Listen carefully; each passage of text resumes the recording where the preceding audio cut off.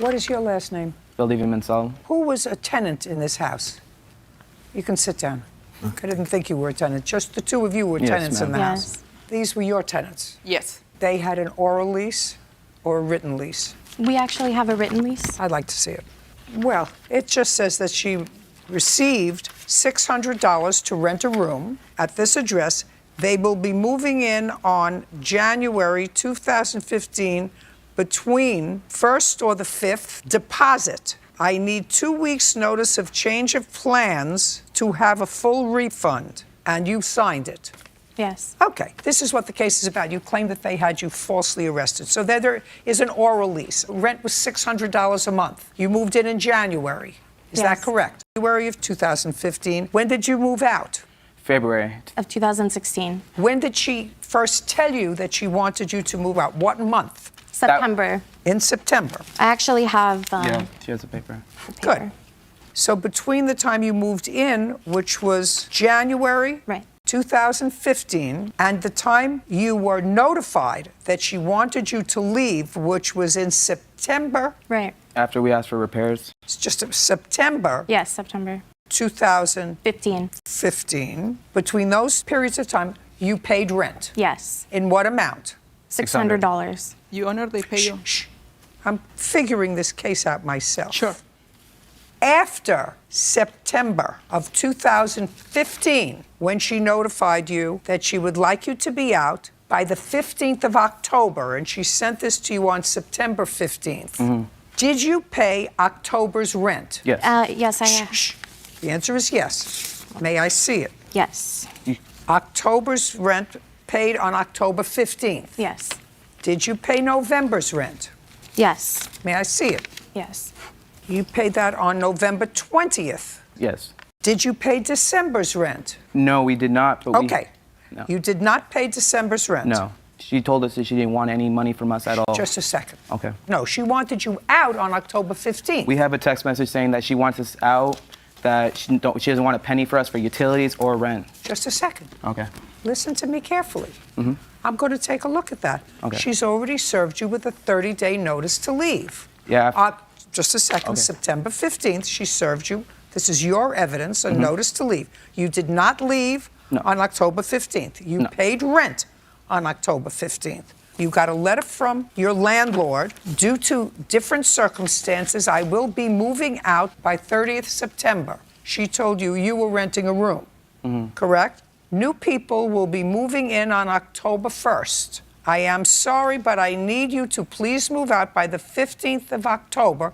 I am giving you a month's notice so you have enough time to clear out everything. I'm sorry for the inconvenience. All right, that's what she sent you. So instead of moving out, you stayed October 15th and you stayed the whole month of November. Yes. And then December, you were still there. Pay attention to me. I'm creating in my own head. Put your hand down. I didn't ask you a question. Okay. So you stayed there, and what you just told me was she said, I don't want you to pay any more rent or utilities. I just want you out. That's what you just told me. Yes, that was January. That's what you just told me. So you neither paid rent nor utilities, nor did you move in December. Is that right? No. Good. So you didn't move in December, and in January, did you pay rent? No. No. And did you move? We moved February when she told us to. No, she told you to move in October. May I speak? She jumps back and forth a lot. She would come say, have a problem with us. She'll talk to the mediators, and she'd be like, oh, everything's fine. Don't worry about it. We're all family. That's why we were really confused with her then.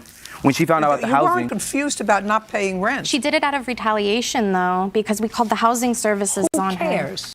You ate the steak. But she deposited our rent checks. You went in to the restaurant, you ordered a steak, you tasted it.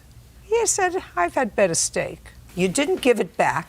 You finished the steak, and then you said to the owner of the restaurant, I'm not paying for the steak. I didn't like it. May I? You can tell me anything you like, but you ate the steak. You, and is this your wife or girlfriend? This is my girlfriend. This is your girlfriend. You but and your she told girlfriend. us that she didn't want any more money, though. She said that she didn't want to go through an eviction. Go tell them about She didn't want to go through an eviction because she said, she knew we went to housing and housing told us our rights. Our housing told wait for her to try to evict us. And she explained that we could stay. I mean. And they told us that she cannot charge us for utilities on an illegal unit when it's a single family dwelling.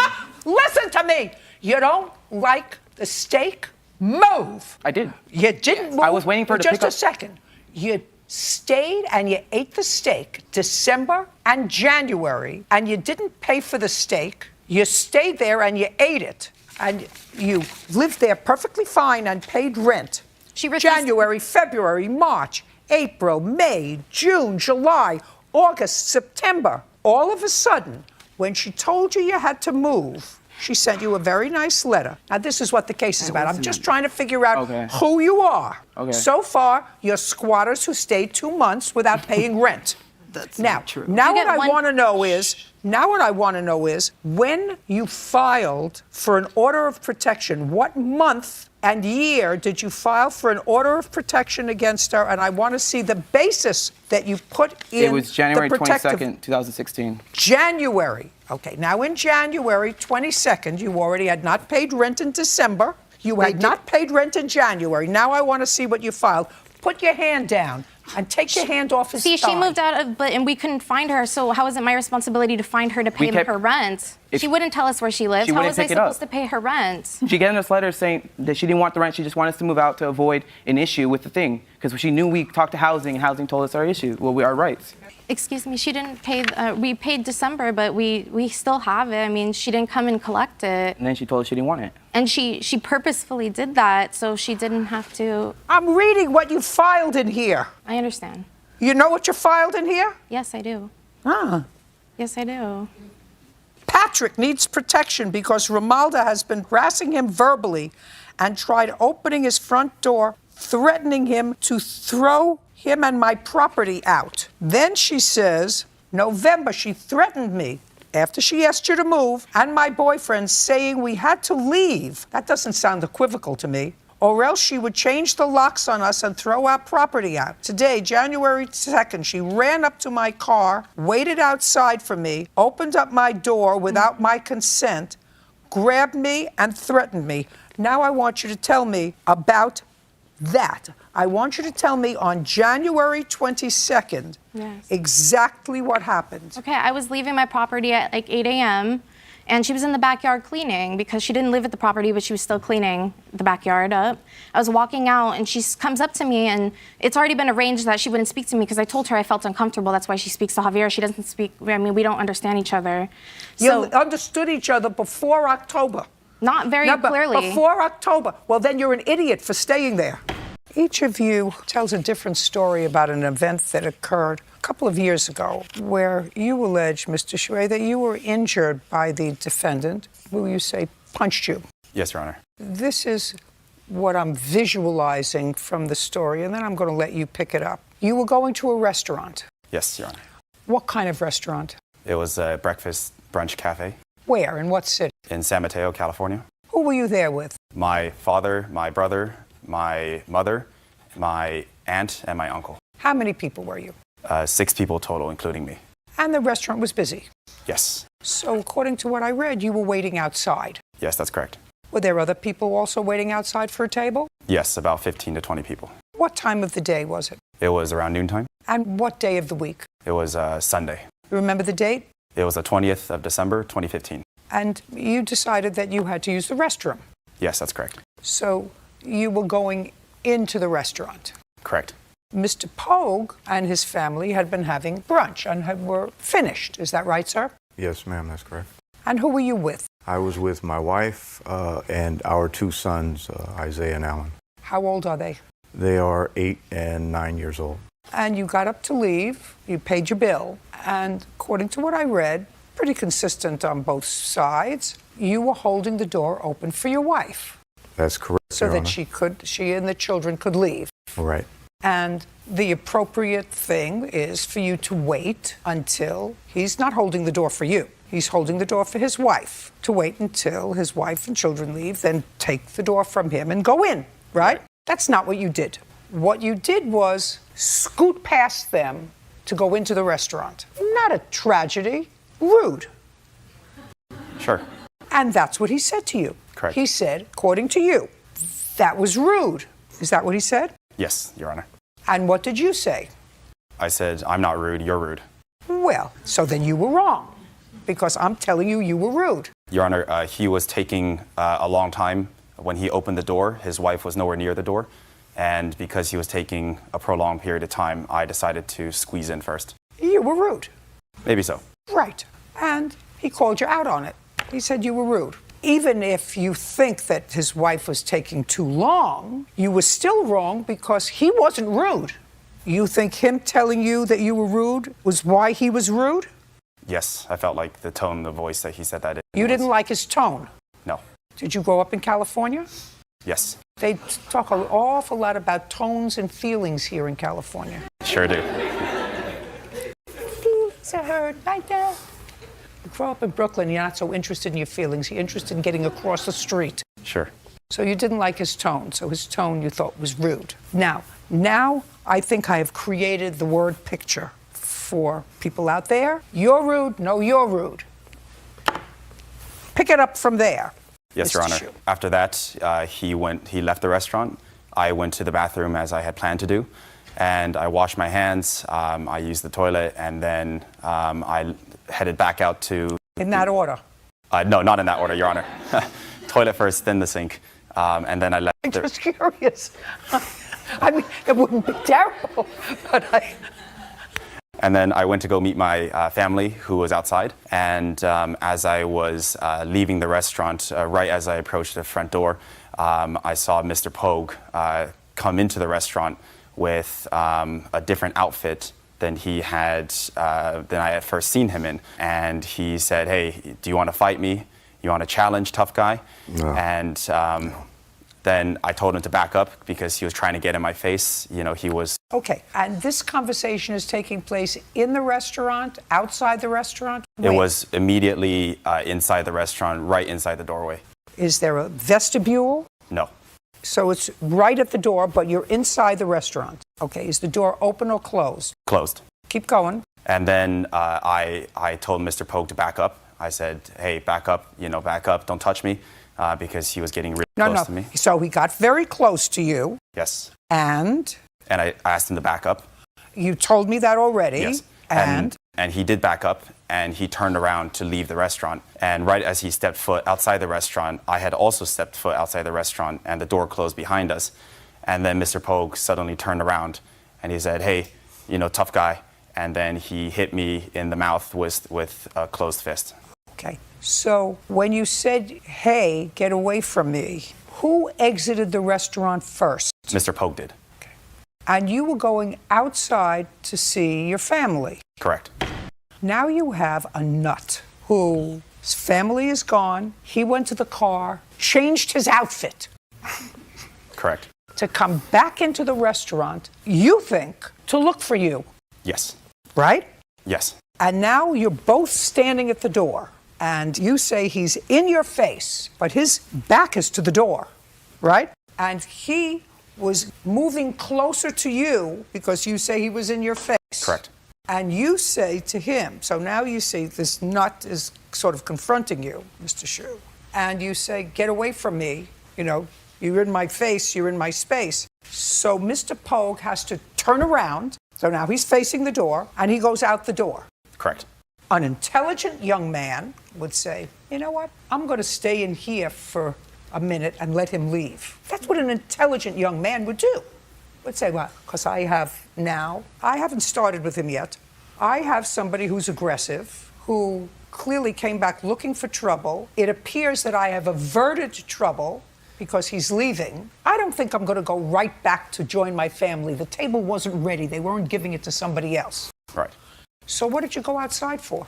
I didn't think that there would be further You didn't aggression. think. No. You weren't thinking all morning. You weren't thinking. The You entire. weren't thinking when you scooted in, when he was holding the door. You weren't thinking when this nut job who went to his car, changed his clothes, came back looking for a fight. You said, "You want to fight me?" And he said, "Nah, I'm leaving." And he turns around and leaves, and you follow him right outside. Well, Your Honor, the entire confrontation happened so quickly, I didn't have time to think. Okay. And he punched you Yes. in the face. Yes. And this case dragged on in the criminal court for 2 years. And were there ever any charges filed? Yes. 2 misdemeanor charges are filed, but they were dismissed due to lack of evidence. They were dismissed. Okay, and that's why you're here now 2 years later, because you want some financial compensation for being hit. Yes, Your Honor. Mr. Pogue, you want to tell me your version of the events? Absolutely, I do, Your Honor. So The initial wait, contact. the initial contact we understand. Right. You're holding the door for your wife. Right. Mr. I can't wait to go to the bathroom. Right. He walks Scoots through my in. wife. He actually physically walks through her. It's not Well, like he she didn't was. walk through her. He did. He can't walk through your wife. She's not an invisible person. He can't Well, walk through your wife. in but terms he of walked physically. around her. In her space. He actually I got touched her. Okay. exactly what he did. Okay. I got to say, he was being stupid. It usually requires nothing more than a look. When somebody does that to me, if I'm holding the door Right. for one of my grandchildren and Right. some idiot scoots in and doesn't let that child go, I Right. look at him like this. Idiot. Yeah. Well, I said it in terms of you're rude. And he got That close was enough to actually my nicer face. than I would have done. It wasn't, he was aggressive. He got in my face close enough to spit in my face and tell me that I'm rude. Okay? Okay. So No, at this point. when he said, no, you're rude. Exactly. I got exactly Right. I got exactly what happened. With the spit and I got the exactly physical. what happened. Okay, so I get my family to the car. I put on a jacket and I walk back in the restaurant. There we go, Mr. Pogue. Now that's your problem. That is a problem, only to confront him about, not physically, to tell him, to reiterate with him that he was rude for what he did. Mr. Pogue, unnecessary. You agree? I agree. And let me tell you who else told you it was unnecessary. She did, because you go to the car, you put her in the car with your 2 children. Did you tell him, forget it, let it go? No. That's what I'm asking you. That's either a yes or a no. Did you tell him, forget it, let it go? Yes. Stand up for 1 minute. I'm not trying to put you in difficult circumstance. Were you annoyed that he left you and the boys in the car while he went back to confront this guy? Well, the problem is that the car was right there, like 5 steps To get off, from the door. So it was really fast. He just went there, opened the door for me again in the car, and then he went back in. How could somebody so polite? I've been married to for 40 years. I've been opening car doors for myself for 40 years. You have somebody who holds the door open for you, He's a good husband. right? Yes. And opens the car door for you. Yes. So from where you were sitting in the car, you could see what was going on? Well, That's either a yes or a no. to tell you the truth, no. Good. Because- That's all. I know. I want you to lie to me. Now, you put on a jacket to go and confront him. Not to confront him, Your Honor, to tell him that he was, to Just a reiterate that he was rude again. I think that the word you used before was to confront him, to reiterate that he was rude. Right. Confront doesn't always mean physically. I didn't say it was physical. Okay. Keep going. So Yeah. I walked in the restaurant. The young man was standing inside the door, obviously waiting for his table. He was not walking out the door. I walked up to him. I told him he was rude again. Again, he approached me in my face, backed me out the door. I told him to take his hands off me. He's Just close said enough. when he backed you out the door, Right. where were his hands? On my body, Where on your body? on my torso. He's leaning over me. This kid stands 6'3". He's leaning over me. He backed me up 10, 15 feet out the door. Told him again to take his hands off me. At that point, he didn't. He kept coming forward. Okay. I did not punch him. I struck him with a forearm. That's how Whether you close he punched was him or to not, me. if he put his hands on you first, then he deserved whatever he got. Do you understand? Yes, of course. Did you put your hands on him is my question. Absolutely not. I'd like to see the police report. Sure. Here's the police report. Okay. Did you have a medical bill, Mr. Shu? Yes, Your Honor. I'd like to take a look at it. Sure. Your Honor, if I could explain the bill. As a result of the attack and the punch to my face, I was wearing braces at the time. And I know the police officer noticed a small scratch inside your cheek. Actually, I have photos that show the laceration, and the laceration was I'd like to see it. not what I would describe as small. I suppose that depends upon whether it's happened to you or somebody else. Sure. This is your problem, Mr. Pogue. Your problem is it was all over. I read the police report. Have you read it? I have not had a chance to read it. They Well, wouldn't I'd allow like me you to have read it. There was a person who was there, who was a witness, who was interviewed by the police. Because when the police came, of course, your story was that he put his hands on you first. He may have gotten the short end of the stick after a confrontation, but he placed his hands on you first. My problem with your behavior, Mr. Pogue, is that you shouldn't have gone back into the restaurant. And not only shouldn't you have gone back into the restaurant, but you went back into the restaurant after changing your clothes, putting on a jacket and a beanie, had a jacket, beanie, and a toothpick. Your right? Honor, it was December. It was 30 degrees outside.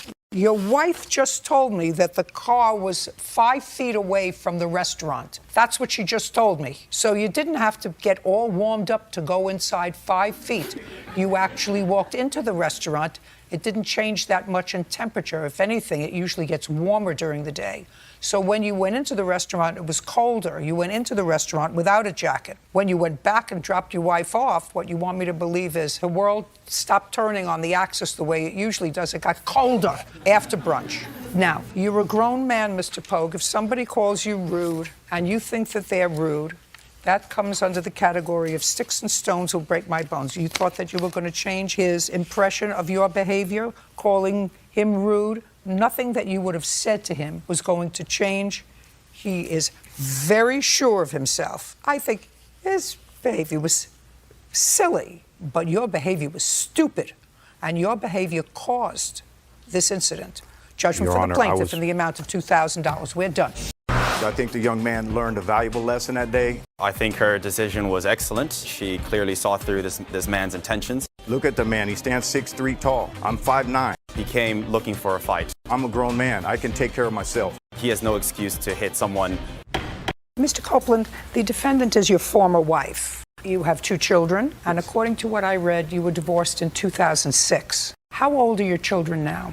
My oldest one, Robert's 17, and Xavier's 14. And when you divorced, Robert lived with you? No, he was living with the grandmother. I was incarcerated. When did Robert come to live with you? December 2011. And your other son? Xavier, he moved in with me of May of last year. Prior to that, was he living with his mother? Yeah. And in your divorce, was there any mention of child support? No. Were you incarcerated at the time of the divorce? Yes. Okay, so you divorced him while he was incarcerated? Yes, ma'am. Okay. And what was the date of your release? July of 2007. Haven't been back? Nope. Good for you. Okay, this is what the case is about. I assume that neither one of you has, over the course of the last 10 years, paid child support to the other. Is that correct? No. Have you paid child support to her? No. No. And you have not paid child support to him? No. Each of you had 1 child living with you, and that sounded like a reasonable thing to do. You took care of your son's expenses, of Xavier's expenses, and you took care of Robert's expenses. Reasonable. But last year, Xavier decided he wanted to live with you. And they're both in high school. This is what the case is about, and have many extracurricular activities. And Xavier had some dental expenses. Robert did. Robert had some dental expenses. And according to you, your former wife agreed to split those expenses with you, because now you have both boys living with you. And that's what you're suing for, half of those expenses, which are a little over $2,000. I'm going to start with you, Mrs. Copeland. How do you support yourself? I just got laid off. I was working at Save Mart. I was a clerical worker. I was there for 3 years, but they just closed that company down, so I am unemployed right now. As of what date? August 18th. You receive unemployment insurance benefits? I have not received it yet, so I'm waiting. But I will be getting it, and they said I will be getting like $3.99 a week, but I have not received it at all. Who do you yet. live with? I live by myself. What's your rent? My rent is $700 a month. How'd you manage to pay your rent in September? Well, I'm not gonna have my apartment anymore, so I gave a 60-day notice, so, because I'm not gonna be able to pay it. Where are you moving? That I don't know yet. You have an idea. I think I'm probably gonna share, rent a room from somebody, because I do not have the money. I'm gonna go back to school, so they're gonna pay, EDD is gonna pay for me to go to school, so. Have you tried to find another job? Well, since August? I'm gonna go to school. The EDD is offering, since it was such a major layoff, they're offering to pay for us to go to school. So I wanna go to learn how to take blood to be a phlebotomist. That's what I'm gonna go into. And how are you gonna support yourself while you do that? I'll get unemployment while I'm going to school, and the class that I want to take to be a phlebotomist is not very long. It's like a 4-month class before I could get my certificate, so that's what I plan on doing. Did you discuss that with your former husband? We really don't talk much. Do you see both Xavier and Yeah, I'm supposed to get them on the 2nd and 4th weekend of the month, although usually when I it's my time to see Robert. Since he's 17, he has a job, he has a girlfriend, he usually has things to do, and so he doesn't come much. And Xavier? Xavier comes, yeah, he comes. When did you have this conversation with Mrs. Copeland about sharing expenses? What month? May of last year, when Xavier moved in with me. So he was with you September of 2015, October of 2015, All during the summer. November, December, the entire 2015, and part of 2016. So you did have expenses. Tell me when you first asked Mrs. Copeland to pay any of those expenses. As soon as they started arising. Well, let me see. Do you have anything in writing? It's all labeled, and the pages aren't behind it. It's all the receipts. No, I'm not looking for the receipts. Oh. I'm asking you when, Mr. Copeland, you first said to her, because then she was working in 2015, when you first said to her, I need to pay some of these expenses. June 3rd, that's when she made the first payment. So that's basically when she's... Your Honor, if I may approach the bench. Just a second. Okay. See, at the very bottom, those are when she made the payments. She was paying, had a good communication. She was paying regularly, coming $20 here, $100 here, and then just stopped. Everything just stopped. When did it stop? That last payment, August 9th. August of this year? Yeah. When she lost her job? No, she was still working. And she's currently working. She's currently working right now. Where? Can I send more evidence right here? Absolutely. These are the screenshots where she's working. These are the ads she's working. And here's the screenshots just going up. So she's working. A lot of the days she's supposed to pick up the boys, those are the dates she's, just scroll up. Those are all the days she's been doing it. And that's how she's been supporting herself, I believe. Could be. Would you return this? This is what I'm going to suggest that you do, Mr. Copeland. You see, what you're doing is you're coming to me, you and your former wife made an agreement instead of going to family court and saying, well, we each don't have a child living with us anymore. What we have is we have me taking care of both boys. So I need a formal order, or we can work it out. If you went to family court and got a formal order, if she was working, and she was working then, she would have had to have paid a certain amount of money to you for the support of both children. Do you understand? Yeah. You chose to deal with this in another way, independently, which is fine. And she was paying you bits of money, 20 here, 40 here, 100 here. But at this point, she's coming in and she's saying to me, I have no regular source of income. And if you were in family court, she would be making a request for the family court order of support to be suspended while she's unemployed, or take a certain amount of money from her unemployment insurance every week, which you would be entitled to. What kind of work do you do? Maintenance worker? No. You work for the same company? Explain that to me. Prior to the beginning of the year, I was working the refineries. That's like a contractor job, off and on. So I got hired on as a maintenance worker at a bottling plant. So I full-time. And you're remarried? Yeah. This is your wife? She works? Yep. You have any other children other than these two boys? Yep. How old are they? 7, 9, and 10. And the 7, 10, and 9-year-olds are your biological Just children? the youngest one. Just the 7-year-old? Yeah. And the 9 and 10-year-old are yours from previous marriage, but you work? Yes, I do work. So it's very nice that you want to go to school, and I think it's probably a very wise idea. But you will be collecting unemployment, and this is the path that you chose. You have to pay him money out of your unemployment insurance every week. Well, how much do you intend to pay him? I have no problem giving anything. Like, he's going after me for child support. I have to go to court on November. I just received that in the mail, too. So I'll be going to child support court on November 16th, I believe. I'm going to child support. Oh, yeah, 15th of November. That will be taken care of? Yes. I'm on a divorce. They said the child support was to be reserved. The child support I'm going after for November this is from stuff from behind us. The child support is a whole different thing. No, it isn't. No? No. Okay. No, it isn't. If she was paying you consistently until she lost her job, which your memo, which you prepared for this case, seems to indicate, and she was in fact contributing something until her circumstance changed, and that was well over a year, right? You're going to have to go to court and get an order of support. And you can ask the court to make it retroactive to a date in August. Okay. And they will fix what they deem to be a reasonable order retroactively. But I'm not getting involved with, I just bought Xavier a jacket and your portion of the jacket is $25. I mean, you did the right thing by taking her to court. She should be paying child support. Your wife has children, she works, she contributes to their support. Well, so did she. Can I approach the bench? Sure. No, don't approach the bench. You can Thank stand you. there. Okay, thank you. No, there. Okay, so the reason that we had started to document this and the reason that we are coming here today is because the payments were never consistent. Just to give you an example, Robert had his braces that were coming up. The down payment was $500. I had given her a 6-month period to make that payment, which we had never received a payment towards that in 6 months. So why didn't you go back to court then? Because to there was fix never it? a court order. But that's what you're doing now. Yeah, so that's what happened. So the verbal agreement was working very well for us. We were having a very good open communication. We were receiving payments, okay?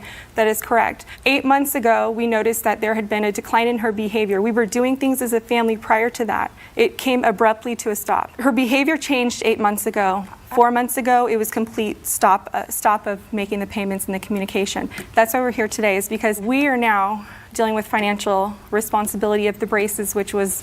Is what you're really talking about the braces? Because I'm telling you, I'm not getting involved in a jacket. The Yeah, braces, the braces. Cross stick. the braces, yes. Fine. Then let's talk about the braces. Okay, Who are the braces for? Robert. Now, Robert was initially your responsibility. Yeah. He's Yes. lived with you.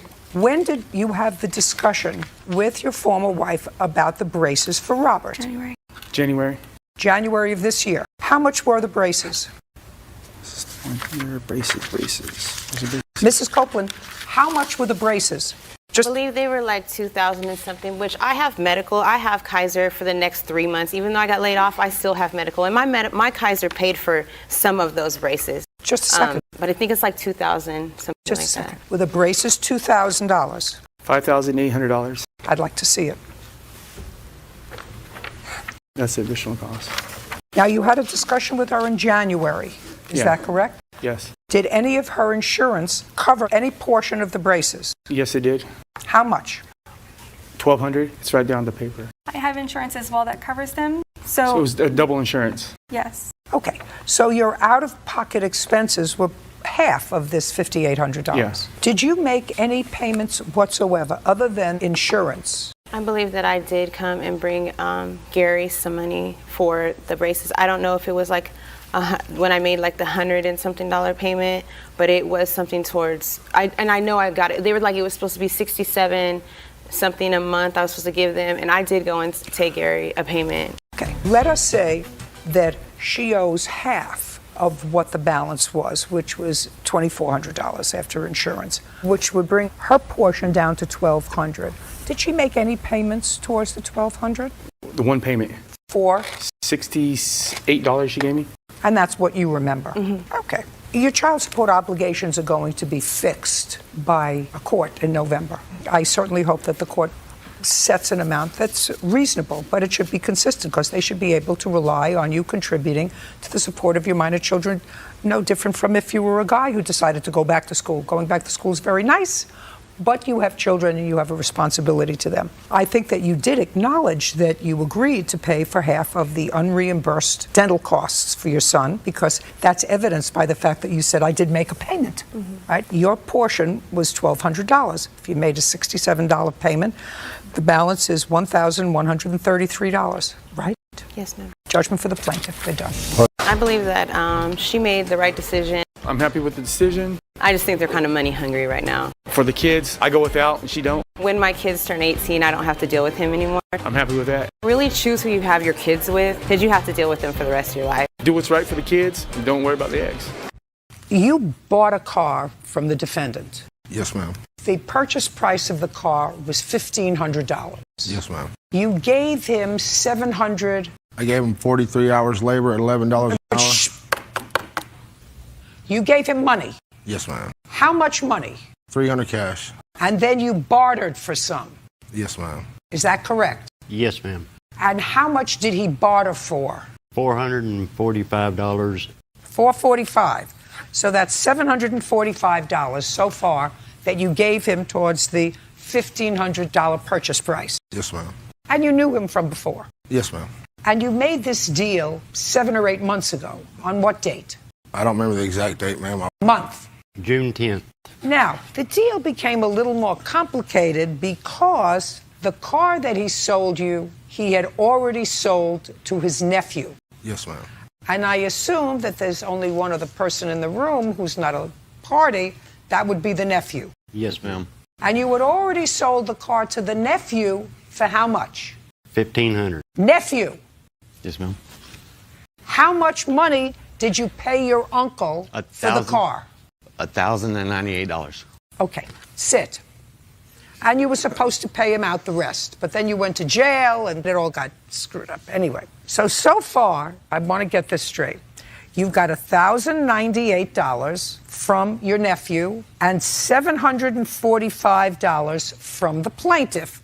Yes. Because in June of last year, you said to the plaintiff, I'll sell you this 1998 Lincoln Town Car because my nephew went to jail and he hasn't finished paying for it, but you have to go repossess it. Yes, ma'am.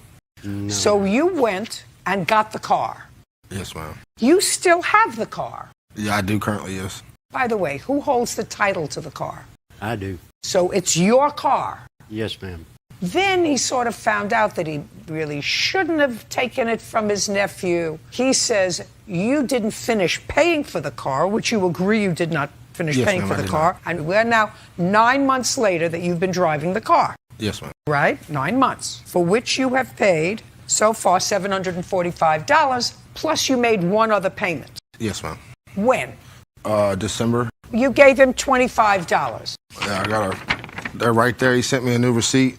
You gave him $25. So $745 plus 25 is $770. Yes, ma'am. So now you have $1,098 from nephew, $770 from him. Yes.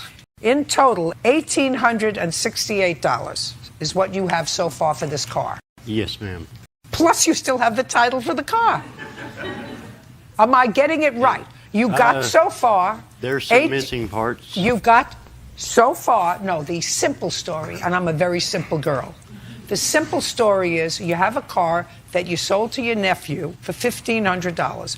You also sold it to the plaintiff for $1,500. But you collected from the two of them $1,868, which is $368 more than you would have gotten from either one of them if it was a clean sale. So far, are we on the same page? Yes, ma'am. Great. Now, so let me deal with your counterclaim, which a counterclaim, as my grandmother would say, never counterclaim he's got. A counterclaim for $5,000. He's got a counterclaim, Mr. Martin, for $5,000, money owed for car damage, lost wages, travel expenses, and the return of the car. Are you out of your mind? No, ma'am. Now I'm going to tell you why you're out of your mind. Could you tell me what the Kelly Blue Book is for this 20-year-old car? $825. $825. So, sir, you are the only person who is now seeking $7,000 for an $800 car. Do you understand how stupid that sounds? Yes, my countersuit was based on his suit against me saying the car is valued at $2,200. Car is worth $800, and your countersuit was based on his lawsuit. So let me explain this to you, sir. You're not getting a penny. You've already got $1,868 from these two people in the what is, you know, a little Ponzi scheme. You sell the car to one, then you can go repossess it. You sell to somebody else, go repossess it from him. You did try to take the car back from him, didn't you? Well, That's either a yes or a ma'am. no. Go get it. I have it. Now, you, on the other hand, didn't finish paying for the car. No, ma'am. So you want to explain to me how you owe him? I mean, that was your deal. That was your contract with him, Yes, ma'am. $1,500, which you didn't pay. And there's still a balance due. Let me do this on this new calculator that they put here because, believe it or not, somebody stole the calculator off my desk. So now I have to learn to work a whole new calculator, which is not easy for me. So I'm putting it on. $1,500, here's the minus sign, $770 equals $730. So you still owe him $730? Yes, ma'am, I do. Well, then what are you suing him for $5,000 for? Because in December 18th, I found out a couple days before from Cater's dad that he actually had gotten a title from Bobby and wanted the car picked up. Cater did. Bottom line is, he paid more for the car than you did. Yes, ma'am. I understand that. And when he came to my house... Just a second. So, did your uncle give you back the money? No, ma'am. Why not? The car dealership won't give me my money back if they I'm not repo talking... my car. Now, listen to me. He's your nephew.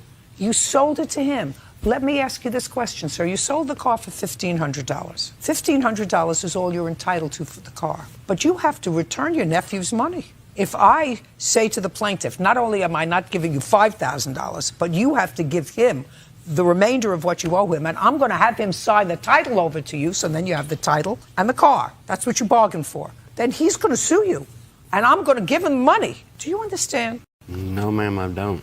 Listen, do you understand? I do. Well, if you don't understand, sir, I'm going to make it very simple for you. Take out the title. The original Take deal, out the title. I'm the going to make it original simple deal for you. on the car, I'm going to make it simple for you. In whose name is the title? Cater Martin. Get up. Sign the title over to the plaintiff. Now, sir, you are out $1,098 that I think you ought to get by suing your uncle. Do you understand? Yeah. Are you going to do that? Why? Because I think my uncle was in the right for what he did. No, he's not in the right anymore. Well, I'm the owner on the title. Since he is the lien holder, he has the right. Since he did not listen make... to me. He's going to pay him. Listen to me. He's going to pay him. Sign it. Is the defendant a lien holder, Bird, on that title? Robert Sam Martin. Yes. Yep. By you? Yes. Great. Fabulous. Now, here is the title to your car. On your counterclaim, instead of dismissing the entire counterclaim, which I would ordinarily do, he owes you $730. I'm awarding you $730, which means that you are now double whole. You have the $1,500 from the plaintiff that he agreed to pay you for the car. Your nephew, if he's smart, is going to sue you if you don't give him the $1,098 for the car because, in effect, you got paid for this car twice. He bought a car, which he no longer wants. I don't care. Yes, ma'am. Do you understand? Yes, ma'am. I don't care if it blew up. I don't care if it stopped running. Still runs the drive. It still runs fine, and you should have paid for the car. No excuses. It's I had done. some income tax to pay it, though. I don't care. That was the deal. Listen to me. That's not his problem. Nope. If you bought a car from Buick or Chrysler or Ford, and you said, you know what, my income tax return wasn't as much as I thought it was going to be, so I can't pay you for the car, they would take your car. Yeah. Yes. I want you to think of him that way. Now, file a lawsuit. I'd be delighted to hear it. Got your car. Yep. It's yours. Title, register it, and you got your money. I don't see how he gets the car whenever he didn't fulfill his contract on the payments. And, like, if I went to a car dealership and I bought a car... That's why you're in court. Listen to me. Yeah. Listen. But if it's a car dealer's eyes... Ears. That's why we're in court, to try to resolve this issue. And I've just resolved it. He's had the car for 9 months. He should have paid for it. And he stole the car from Just my as girlfriend. he should have paid for it. Now he paid for it. That has nothing to do with you. Your lawsuit is against your uncle. Your uncle told him to repossess the car from you. He stole Do the you car understand? from my girlfriend. Do you understand what? Do you understand that your uncle told him that you hadn't made payments to go and get the car and he would sell it to him? I just want you to say I understand that that's what happened. That's all I care about. On the same concept, me going December 25th with the laws to get the car. And the laws told me straight up I could not take the car from him unless I went down and got the title put in my name, which I was going to do that Monday, which they texted me that Monday and said that there was filing a lawsuit on us. So there was no point in me going down and having the title, him taken off the lien holder and my name put on the title because I could have went and took the car. Shh, I want you to. It has nothing to do with you. How not? I'm on the title. I'm the owner. Not anymore. Not anymore. Not Might as well anymore. forget it. Your uncle sold it to him. That's all. We're done here. Goodbye.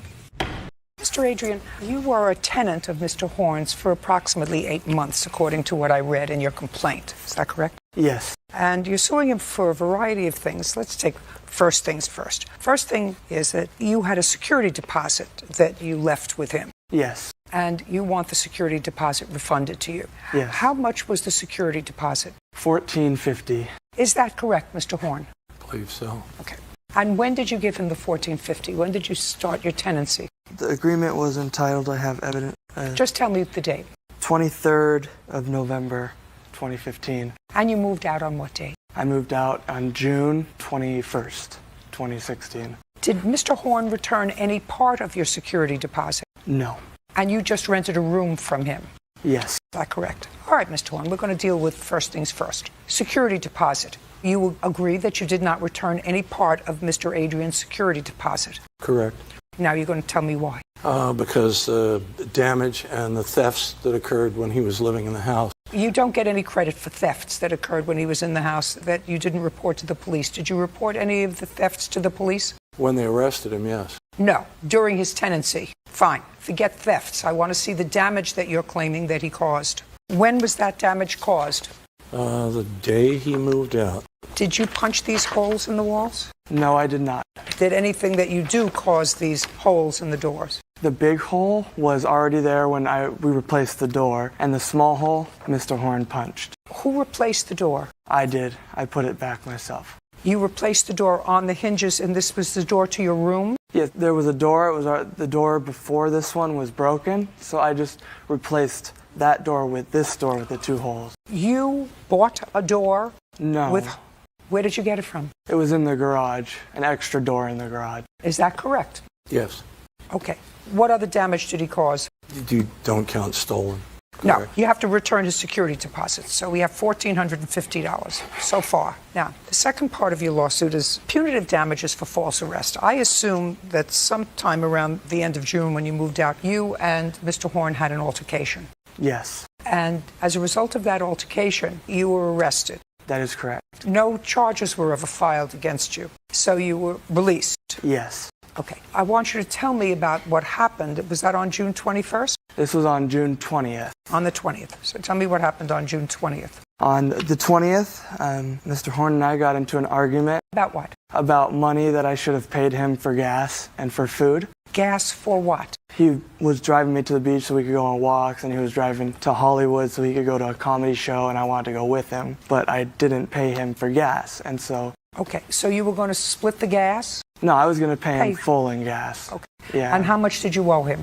He told me $20. So he approached you about the gas money. And food? Food. I ate some of his food. He let me eat some of his food, and part of that would be paying for the food. Would be all in the $20? Yes. Okay, so he asked you for the $20. And what happened? I told him I didn't have it at the moment, but I would give it to him as soon as I got it, and he was upset. He didn't believe me. How long had you owed him the $20? About maybe 2.5 months, because he was being generous and driving me without asking for the money, but it got so overwhelming that he finally asked for the money, and I agreed to give it to him. Just $20? Yes. Is that correct? Yes. And you would owe it to him for months? Yes. Go ahead.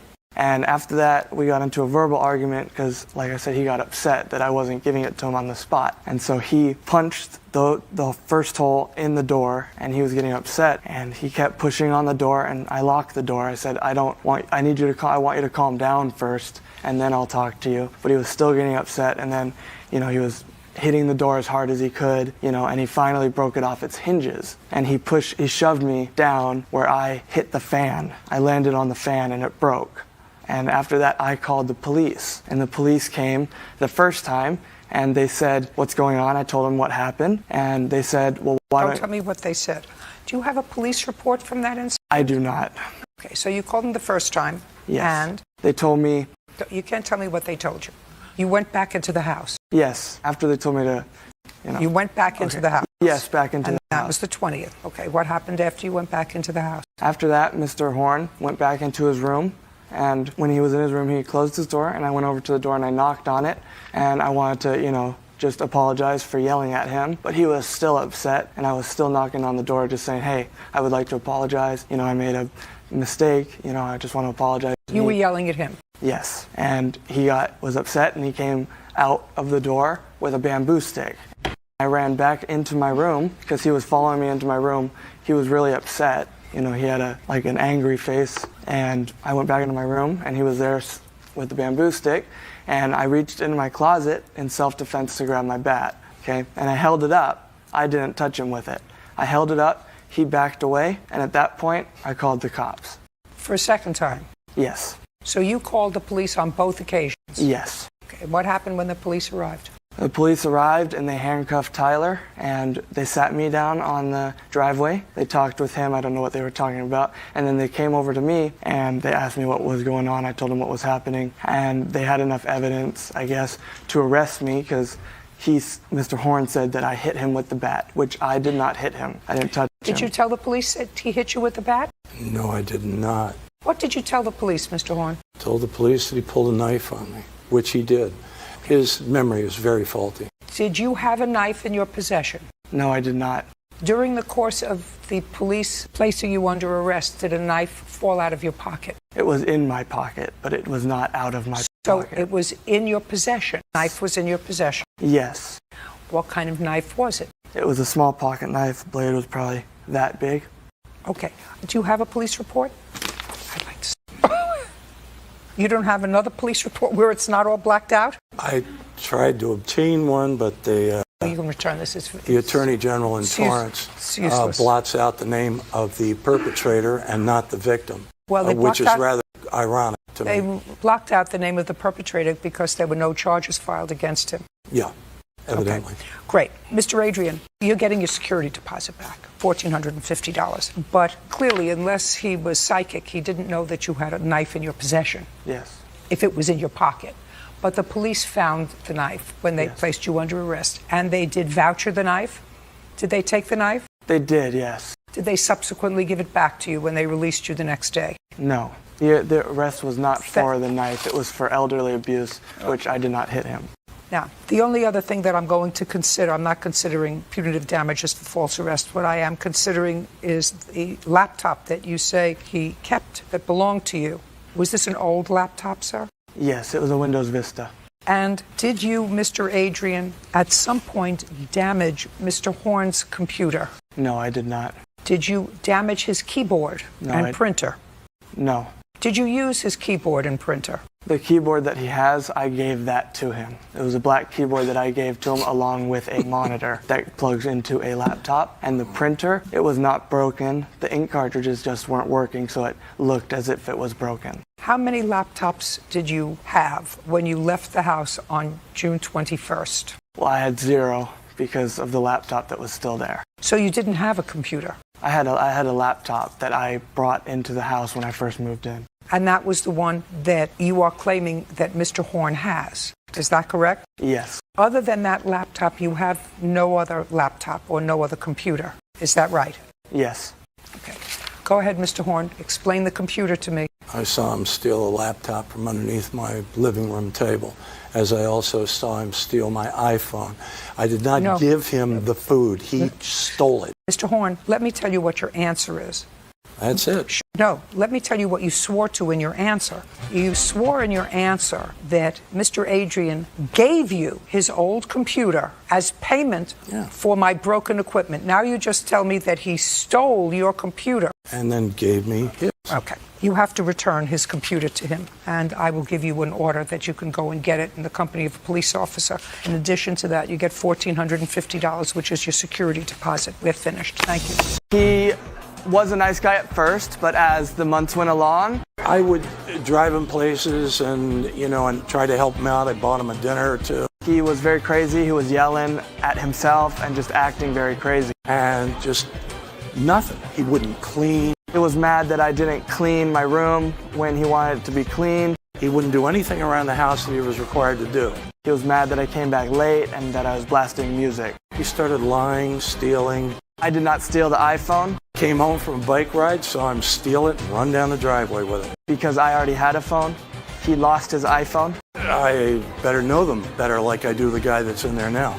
Exactly. I have a dad, and he's not my dad. Very glad he's gone. I never want to see him again. Miss Strasser had a litter of, and I don't know how often she... 3 litters a year, Your Honor. So you are a registered breeder of pug puppies? I am with the AKC, yes. AKC. My litters are. And you wanted a pug puppy. You purchased a pug puppy from her on what date? March 12th, 2016. You have a contract? No. Do you have a written contract? No. Did you have a contract? No. Other than I give written instructions on how to follow up with medical care and what they've But there had. was no contract? No. Okay. How much was the puppy? $1,250. Is this the first time you've had a dog? Since I was a child, yes. So this is the first time you've really Yes. had a dog. How old was the puppy when you brought the puppy home? 10 weeks. Puppy had had its first shot? Yes, he had. When was the next time you took the puppy to the vet? I believe it was on March 18th. And that was a wellness check. That's a Yes. smart thing to do. Right. And the vet found everything in order. Right. What's next? 5 months later, I emailed. Don't tell me what you emailed. 5 months later, you took the dog to the vet. Well, first I emailed Miss Strasser. About what? I wanted a female pug. Toby was a male. Why did you want a female? He needed a friend, and I considered breeding. I didn't really want to breed it myself. I emailed her later and asked her if she would be willing to breed Toby and give me a female pug. Because I paid a lot of money for Toby, and I didn't really want to pay that much again. So, like as a stud fee, use Toby as a stud, and in payment for my stud fee, give me a puppy. And she said? She didn't answer me. Okay, so what's next? Then Toby ate a Reese's Peanut Butter Cup, and I was worried. Just a second. He ate chocolate. Yes. And you were concerned, so you took him to the vet. Yes. Is that the same vet that you took him to on March 18th? Yes. Same vet. Yes. And they kept him overnight for observation. Because somebody had given him, let him eat. He got on, I had a candy bowl on the table, and he got on the table. Okay. So they kept him overnight, and? And I picked him up, and they said, he is cryptorchid. And I said, I don't know what that is. So they informed me that one of his testicles was... I'm letting you tell me this story, even though it's hearsay, because I assume someplace it's in the medical record. Yes. So they said to you that he has one testicle, or he has one testicle that had not come down yet? One that had not come down. Come down yet. I know. I've had lots of dogs. So? So they said I would have to have him neutered. I could not breed him. Well, they said to you it's a wise idea because those things can become infected, and the dog should have been neutered from the beginning. You should have had the dog neutered 5 months before. Well, he was only 10 weeks old 5 months before. When you got him, he was 10 weeks old. Yes. At what age can you have a puppy neutered? They say at 4 to 5 months. Okay, so you were a little late in the neutering process for him anyway. Well, I wanted to breed him. Well, that's ridiculous. This is the first time you've had a dog since you were a child. All of a sudden you want to become a dog breeder? No, I didn't want to be a dog breeder. Okay. I wanted to breed the dog so I could get a female dog. For what? Miss Strasser told me that... For what?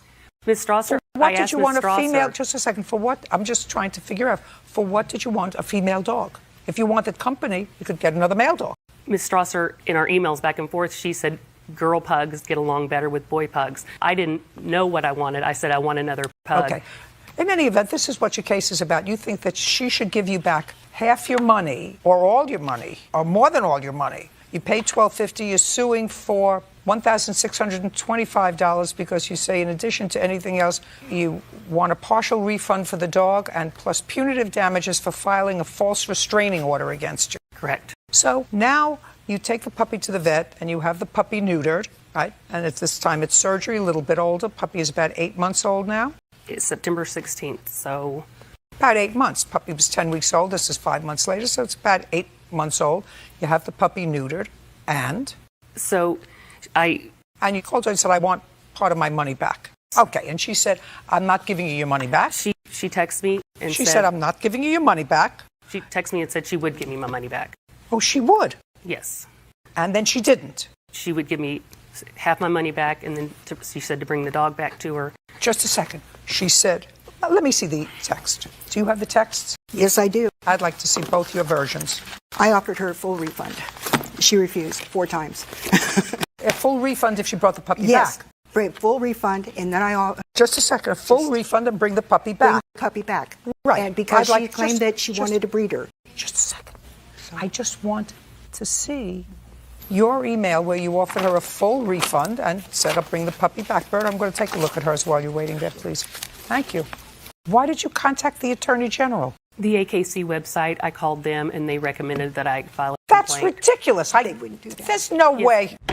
Show me in writing where the AKC told you to contact the Attorney General. Consumer complaints, the Attorney General. I talked to a woman on the phone. I called the AKC twice. Okay. Ridiculous. Absolutely ridiculous. You don't want to return the puppy. You don't want to return the puppy. I mean, I've read the emails. You love the puppy. Your son loves the puppy. Yes. What are you doing here? Do you have nothing else in your life? You No, have a puppy that you love. You have a nice son. The puppy should have been neutered because you don't know anything about dog breeding. You had the dog neutered. They said, you know what, one of the testicles did not come down. I've had it with 2 male dogs. It makes the neutering process a little more painful for the dog because usually it's an easy process. Am I correct? Yes. See, and I'm a lawyer and I know that because I know it from experience. I never sued anybody because they sold me a dog and they were, believe me, it's expensive as this But one. I paid $1,250 for breeding rights. Show me. And if she was willing to give you back your money, which I have here, but she said, I'm giving you back your money, bring me back the dog. What am I not following with that? She wanted the dog back. That's absolutely right. She said, I will give you a full refund on the dog, just bring the dog back. Well, then you could go and buy another dog from another breeder that you're happier with. I'm So very what happy you with this wanted, dog. so what you wanted was you wanted money back and the dog. Yes. Yeah. Nuts. And you called the Attorney General. Okay, so she got annoyed twice. Now, in addition to calling the Attorney General, you say she filed a false restraining order against you. So, Ms. Kaiser, you don't get any money. Okay. Unless you want to return the pug to Ms. Strasser. No, I just... Okay, fine, because she offered you that. And I will make that offer good to you today. But she offered me $625. Just a second. You can have all your money back and you give her back Toby. Okay. What's your pleasure? I'll keep the dog. Great. That's what you should have done in the beginning, not cut yourself all your panties in a twist. Why did you file a restraining order against her, Ms. Strasser? Because after she kept filing more and more papers with the Attorney General, and I had to respond to all of this, and it was driving me crazy. Plus, I had people coming to my property claiming they were lost. No, just a second. Is what you're telling me you filed a restraining order because she was filing complaints? No, not necessarily. It was mostly the people coming on my property, and she was there once. And I'm not believing that, Ms. Strasser. I did not take pictures. I don't. That. People coming onto your property, strangers coming. I live in a very property. rural area. It's not likely they're lost. Ms. Strasser, listen to me. There's a word called Strasser. It has nothing to do with Strasser. It's a Yiddish term for you giving somebody the business. You're strassering them. And I'm telling you exactly what you did. You were annoyed that she was filing reports with the Attorney General. You said, I'm going to get her. I'm going to file for a restraining order. She's going to have to now travel. That's what you did.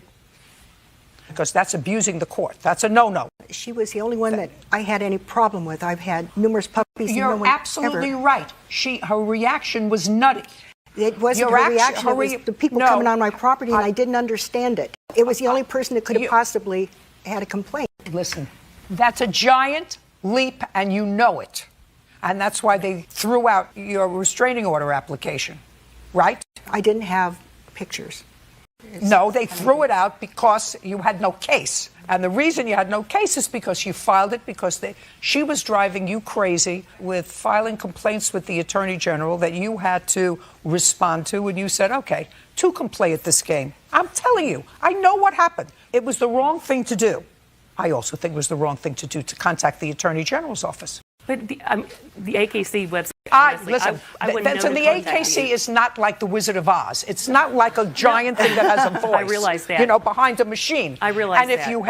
if you have a document for me to look at that says that some person, some human being at the AKC, when you told them this story, that the breeder offered you your money back, you declined because she also wanted the dog back. And they said, call the Attorney General. The lady? You tell me. I don't have proof. But you don't have proof that they said, because nobody would say that to you. They said, well, the breeder said, Yes. even after Yes, they all did. this time, she'll give you your money back. You're not happy? Give you your money back. Go buy another pug. She'll take the pug back. She's got, according to her, 9 pugs in the house. She'll take this one back. and have 10. You don't want to do that. The Attorney General, you're ridiculous. Your case is dismissed. So's your counterclaim. We're done. Ms. Appleby, this incident happened over a year ago. The incident that you're complaining about. The incident that you're complaining about allegedly happened in the state of Connecticut, where you and the defendant were neighbors of sorts. Yes. And it is your claim that her cat, in October of last year, bit you. You had certain medical bills that you incurred as a result of that. You want her to be responsible. Before I get into that, I'd like to know when you relocated to California. I relocated end of June. I'm a travel nurse, so I move every 3 to 4 months. So I was here June 26th. I don't know what you mean you're a traveler. I'm a travel nurse, so I work for an agency and I go to different hospitals every 3 to 4 months, depending on the needs of the hospitals. Okay. So you were in Connecticut from October to June? No, I was in Connecticut from July to October. July through October. Then end of October, October 30th, I moved to New York City, and I was there. Just a minute. And you were in New York City until when? Till May, mid-May. Now, New York City is much closer to Connecticut than is Los Angeles. So my first question for you would be, why did you choose to initiate this case when you moved to Los Angeles rather than for the time that you were in Connecticut and then close by in a state that touched the state where this happened, rather than waiting until you were thousands of miles away? Why did you choose to initiate this case when you moved to Los Angeles rather than for the time that you were in Connecticut? I didn't receive the bill till late April of 2016, and I was already planning to move to LA. Well, you didn't move until May. Yes. You received bills in April from whom? From Norwalk Hospital. It's my emergency room bill of $3,013.30 right here. Are you telling me that you have no insurance? I do, but after insurance, this is what the cost was. After insurance, there was a copay of over $3,000? Yes. How much was the whole bill? It was a lot more than that. This breaks it down. I'd like to see that, please. Wow. And you were there just for the afternoon at Norwalk Hospital? I went there at night to go get my rabies shot. Okay, but you didn't stay over in the hospital. What an outrageous bill. Yes. What an outrageous bill. It is, isn't it? It is, yeah. I was so shocked. $9,000. And your insurance paid almost $6,000. Yes. We're going down the toilet as a country. Okay, and it is your claim that this visit to Norwalk Hospital and the resulting bill that you have, which is $3,000, is a result of Miss Grassi's black cat biting you. Yes, I have a picture of it. Now, Miss Grassi, I understand from reading the complaint, this happened on October 15th? Yes. October 15th. October 10th. Thank you for helping me. This happened on October 15th. You have a black cat, or you have two? I have two black cats. Now, on October 15th, I want you to tell me what happened. It was October 10th, actually. And I was driving home from work. I was parking in my parking lot, and I noticed a black cat. And he approached me and was trying to follow me up to my apartment. I went upstairs and tried to open the 2 sets of doors, trying to go in real fast because he was trying to go in. To your apartment? Yes. He was trying to go in, and I didn't allow him to, and I was trying... Tell me what you did. I just tried to open the door real quick to avoid him and to go inside because there's 2 doors, and he was already there, and then he bit me on my left above my ankle right there. Yeah, I see that. And I screamed, and he ran the other way, and I just went inside as fast as I could. And you called animal control, you called the police? I originally went to urgent care, and I have a report from them. Did you call animal control? The urgent care did. Urgent care? Yeah. I have this, and they say that they called them. And you described the cat? Yes. How far does the defendant live from you? She lives across the street at the time. I also have the report from animal control. Now, I'm going to look at that in a second. At some point, you were advised by a neighbor of yours that animal control was setting a trap for a black cat, right? Yes, for a cat, yes. Well, you say you were advised that animal control was setting a trap for a black cat. Yes, a black cat, the cat that... And your cats go in and out? Both of them or just one of them? One. The other one is strictly a house cat? Very elderly and arthritic and doesn't move. Okay, so the one that goes out is a black cat? That's right. Is that cat bitten before? No. May I see the animal control Yes. report? And she had told me that her sister gets bitten by that cat whenever I first met her. When did she tell you that her sister was bitten by that cat? I think I met her around October 14th, 4 days after they located her and the cat. And I was like, oh, I got bit by your cat. And she was like, yeah, the cat roams around all the time, and he bit my sister. He bites my sister all the time. What did you say to her when she said the cat bites my sister? Well, I was shocked that a cat like that should be roaming around the street and biting around without our knowledge, and it doesn't even have a collar. What's your sister's name? Noreen. Does Noreen live with you? Yes, she does. Just a second. Okay. That's my question. Does Noreen live with you? Yes. Does she work? Yes. Is she working today? No. Where is she today? She's taking care of my cats and dogs. How many cats do you have? I have 2. How many dogs? 2. They're all rescues. When did you rescue this black cat? The one that bit her? Yes, about 5 years ago. I'm not sure of the date. When you were told about this, you did in fact pay for the rabies shot that the plaintiff got. Is that right? I did. Is that an arrangement that you made with animal control as well? No. Animal control, as soon as I told animal control that my cat was up on his rabies shots and told him the name of the vet and told him to call the vet if he had any questions. What date was that? It was after the day that Lamia came to see me. So That it was must have after been her- the 14th or the 15th. She had already been to the emergency room. Yes. She incurred this bill before she found out that your cat was up to date on her rabies. Yes. On its rabies shots. Yes. But may I say something? Sure. Okay. She got the initial rabies shots, but there are 3 booster shots. We're not even talking about the booster shots. Okay. We're talking about the $3,000 that she got as a bill from the emergency care that she went to before she knew that your cat was up to date on its rabies shots. All right. Do you understand? I do. That's a bill that, but for the fact that you let your cat out, she would not have incurred because she has to protect herself I by understand. following this procedure. I understand. You still have that cat? Yes, I do. And the cat, the cat didn't bite my sister. He will take a nip, but he doesn't, blood is not drawn. All right. And he's never has bitten anybody else. He is a very friendly cat, and he's around people a great deal. He shouldn't be outside. But no one has ever complained about him. He's still very let him friendly. out? Oh, yes. Because he's not vicious. And people... Well, he bit her. I know he did. But people come up to me and tell me, people who lived in the same apartment house that she does, and they say, oh, your cat's so friendly. I just love him, and they have names for him, and they visit with him. Ms. Grassi, you owe her $3,000. Judgment for the plaintiff. We're done.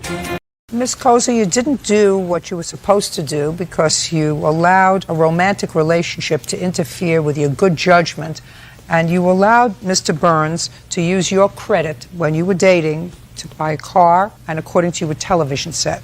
You stopped dating. Mr. Burns took the car. He continued to pay for a period of time on both the credit card for the television set and for the car, and then, according to you, he stopped. In what month and year did you stop making payments on the credit card and the car? March 2012. And why did you stop making payments? I had to put a new transmission into the Subaru 3 months prior, and I used all my financial aid. I'm a full-time student. So I had to live off the money that I was making, so I didn't have the ability to pay the bill. So how many months delinquent were you? 30 days. The Best Buy was 60. So 1 month on the car and 2 months on the Best Buy card. You also didn't have the car properly registered. Yes. Is that right? That's correct. And how delinquent was it in being registered? Almost 6 months. I was waiting to pay for the catalytic converter in order to get a smog because it's California. That's not Miss Koza's problem. That's your problem. The fact is, you visited on her because the car is in your name? It's in both of our names. The credit is in your name? It's 50-50. Well, it's not 50-50. They're going to come after the one who's working. Are you working? I am. What do you do? I am a substitute teacher looking for a teaching job, and I nanny on the side. And what do you do? I'm a full-time student, going to school to get my teacher Well, then credential. they're going to come after you because you have a job. And that's what they told me. Yeah, of course. So, you got pulled over, your car wasn't registered, they impounded the car. Miss Koza got the car out of impound, paid the parking tickets. You also had parking tickets, right? That wasn't because you had a bad transmission. That's just because you parked where you felt like it. Yes. And you also didn't pay the parking tickets. I was going to pay the parking tickets, but she'd picked up the car and paid them before I had knowledge of it. When you get a parking ticket, you pay it. And if you didn't have enough money to But if fix you don't have the car, money, you can't pay it. that's not her fault. Don't take the car. $3,400 for a transmission. Listen to me. That's not Miss Koza's problem, Mr. Burns. I know that you want to say it's somebody else's fault. How old are you? 28. 28-year-old man should not be a full-time student if he has bills to pay. He should be a part-time student and a full-time worker bee. Or at least a part-time worker bee and a part-time student, or any configuration thereof. But a 28-year-old man who has bills to pay, who has indebted somebody else for him, doesn't sit back and read his books all day. He works and doesn't rely on the largesse of others, which probably in this case includes family, friends, and student aid, which is, of course, us. Now, Ms. Koza, you want what he owed you on the Best Buy card. Correct. How much did he owe for the TV on the Best Buy card? For the Best Buy card, he owed $1,300, and I have proof that it was in collections for the last 4 months, which I was not aware of. And the bill was $1,300, and so they did a settlement for me because I just had a breakdown. I don't make a lot of money, and the settlement for $752 was paid. And so that You got a bargain, Mr. Burns. $752. But again, I didn't ask her to pay it. I don't care whether you asked her or not. What would you like her to do? You'd like her credit score to be 0? You would like her credit score to be goose egg? No, Well, then get a job. I told her when stuff was going on. I would have the money in 2 weeks. Mr. Burns, you don't have money because you don't work. Get a job. That's not always true. No, get a job. Get a job. You can't say, honey, I don't have any money. If I had it, I would give it to you. Sounds like some relatives I know. What I'm telling you is people get money by working. By the time you're 28 years old, you should have figured that out. That's how Bird makes a living. That's how my cameraman makes a living. That's how the people that run the lights make a living. Everybody who wants to earn money works. I worked for a long time before going back to school. Well, You know? just a minute. You worked for a long time. You're 28 years old. You tell me that you worked a long time when Graduated you're from 70 years old. And I went back to school, worked full-time, and went to school full-time until I was 26. And then what happened? I went to the You University retired? of California, Santa Cruz. No. I ended up in Santa Cruz. All and right, it's a little heavier. $752. What did you get to get the car out of impound? What I had to do to get the car out of impound. Just tell me how much you paid to get the car out of impound, including the parking tickets. Total of, to get it impounded, I had to do a number of steps, pay tickets, Just a registration. second. Give her this, please. All I want to know is Okay, I'm how sorry. much she paid to get the car out of impound. Your Honor, I had this all ready. she took my car that I'd been paying on for 4.5 years. That's too bad. No, but she took my car and left me carless. Good. Get a job, go to school, take 6 credits, and get a job full-time, and Doesn't then work you'll like have enough that. money It for does a not car. work like that. You don't get financial aid after 6 credits. You can't sorry, support I'm so yourself. nervous. You either got to go in all the way, or Tell you that can't to go Abraham in. Lincoln. I think times were different back then. No, people were different back then, Mr. Burns. Times were the same. People had to get up, they had to eat, they had to have a roof over their heads, they had to pay for some sort of fuel to heat their house. The only difference is people got soft. 70 cents, so Plus 2,000. 70 cents. Well, it was part of that, I'm sorry. So $2,229.70 is what I had to spend to get it out.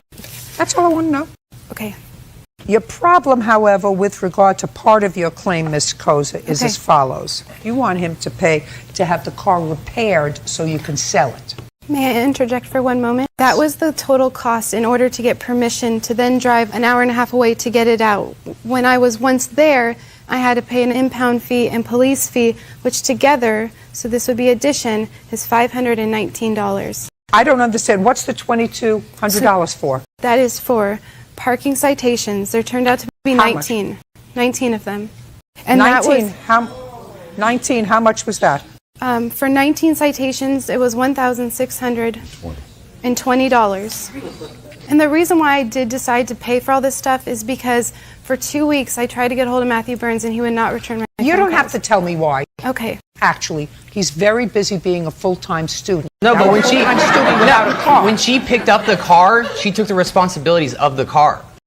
No, sir. I've been taking care of that car for 4.5 years. I put $3,400 in it 3 months prior. Sir, you didn't pay your parking tickets. You got parking tickets, $1,600 worth of parking tickets.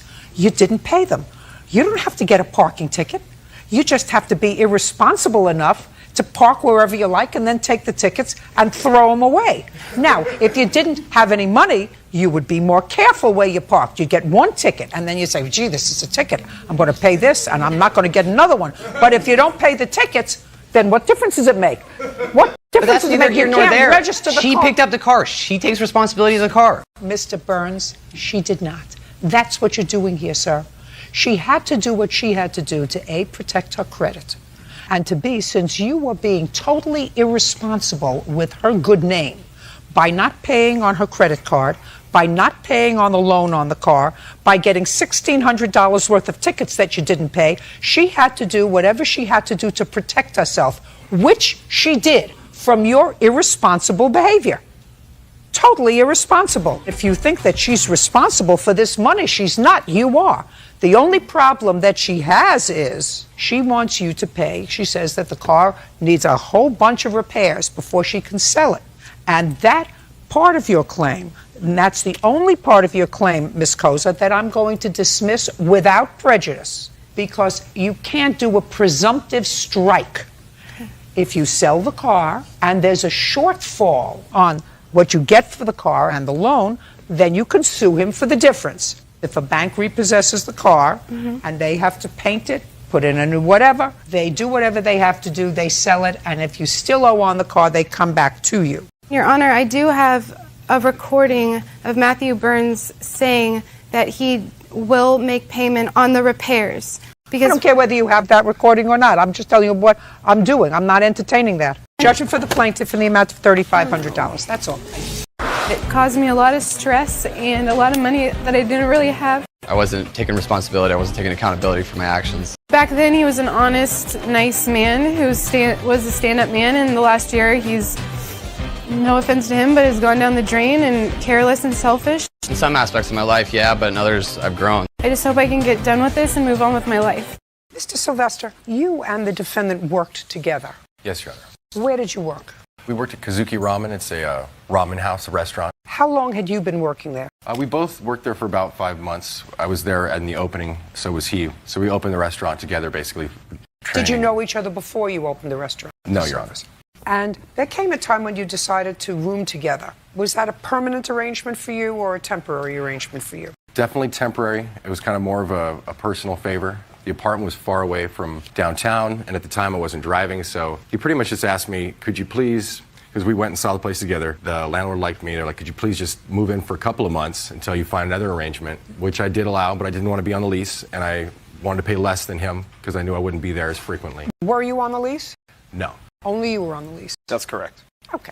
Did you put down security deposit? Yes. How much? $350. And you moved out after a couple of months? Just 1 month, really. 2 months. I thought it was 2 months. 2 months. Did you give him his security deposit back? I returned $250 of his security deposit back. Why?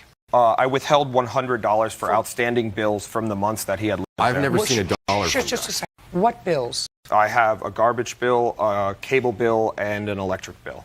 And how much do all of those bills add up to together? They totaled $269.84. Bird, would you show those to the plaintiff, please? Because we're going to get to the crux of this case in a minute. The previous payment is here, and then this is the actual bill from that time. Yeah, no, I've seen the bills. I paid him in cash for these bills. I never saw $1 from From the deposit, it was $350. I also helped him out for. There's one issue in this case, and I'm not getting involved with your $250 and $350 because it was my understanding from reading your complaint, sir, that he did give you some money back from the.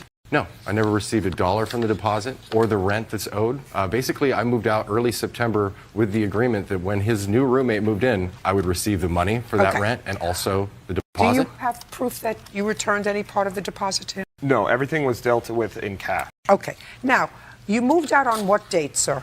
It was like September 2nd, between the 2nd and the 5th. Now, so I'm not getting involved in it because if you actually believe that he owed you money and there was so much animus, late October, you wouldn't have gone to his house for a house party, which is really the crux of this case, which is the only part of it that I'm dealing with. So let's understand that. If you felt that he owed you prorated rent or some money for security deposit, when you were invited to his home a month later, a month after you moved out, for a party, I would not have gone if I was in an acrimonious situation with somebody. So you went to a party at his house in October. Now I want you to tell me what happened when you went to the party in October, because that's what this case is about. When I went to the party in October, we discussed the deposit and the monies owed. And as you mentioned, I did have some resentment. You shouldn't have gone. Yeah, I really shouldn't have gone. Right. Okay. You know, he basically got violent with me about it. He pushed me outside the door and Told you locked to the leave. door. Yeah. Unlock the door. He locked the door with my keys inside, my car keys inside. So. And keep going. Then I had to pay for a cab to get home. And then the next day he said a bunch of crazy things to our manager that we work for. I don't know whether he did or not. That's hearsay. Either way, though. Because there's nobody here.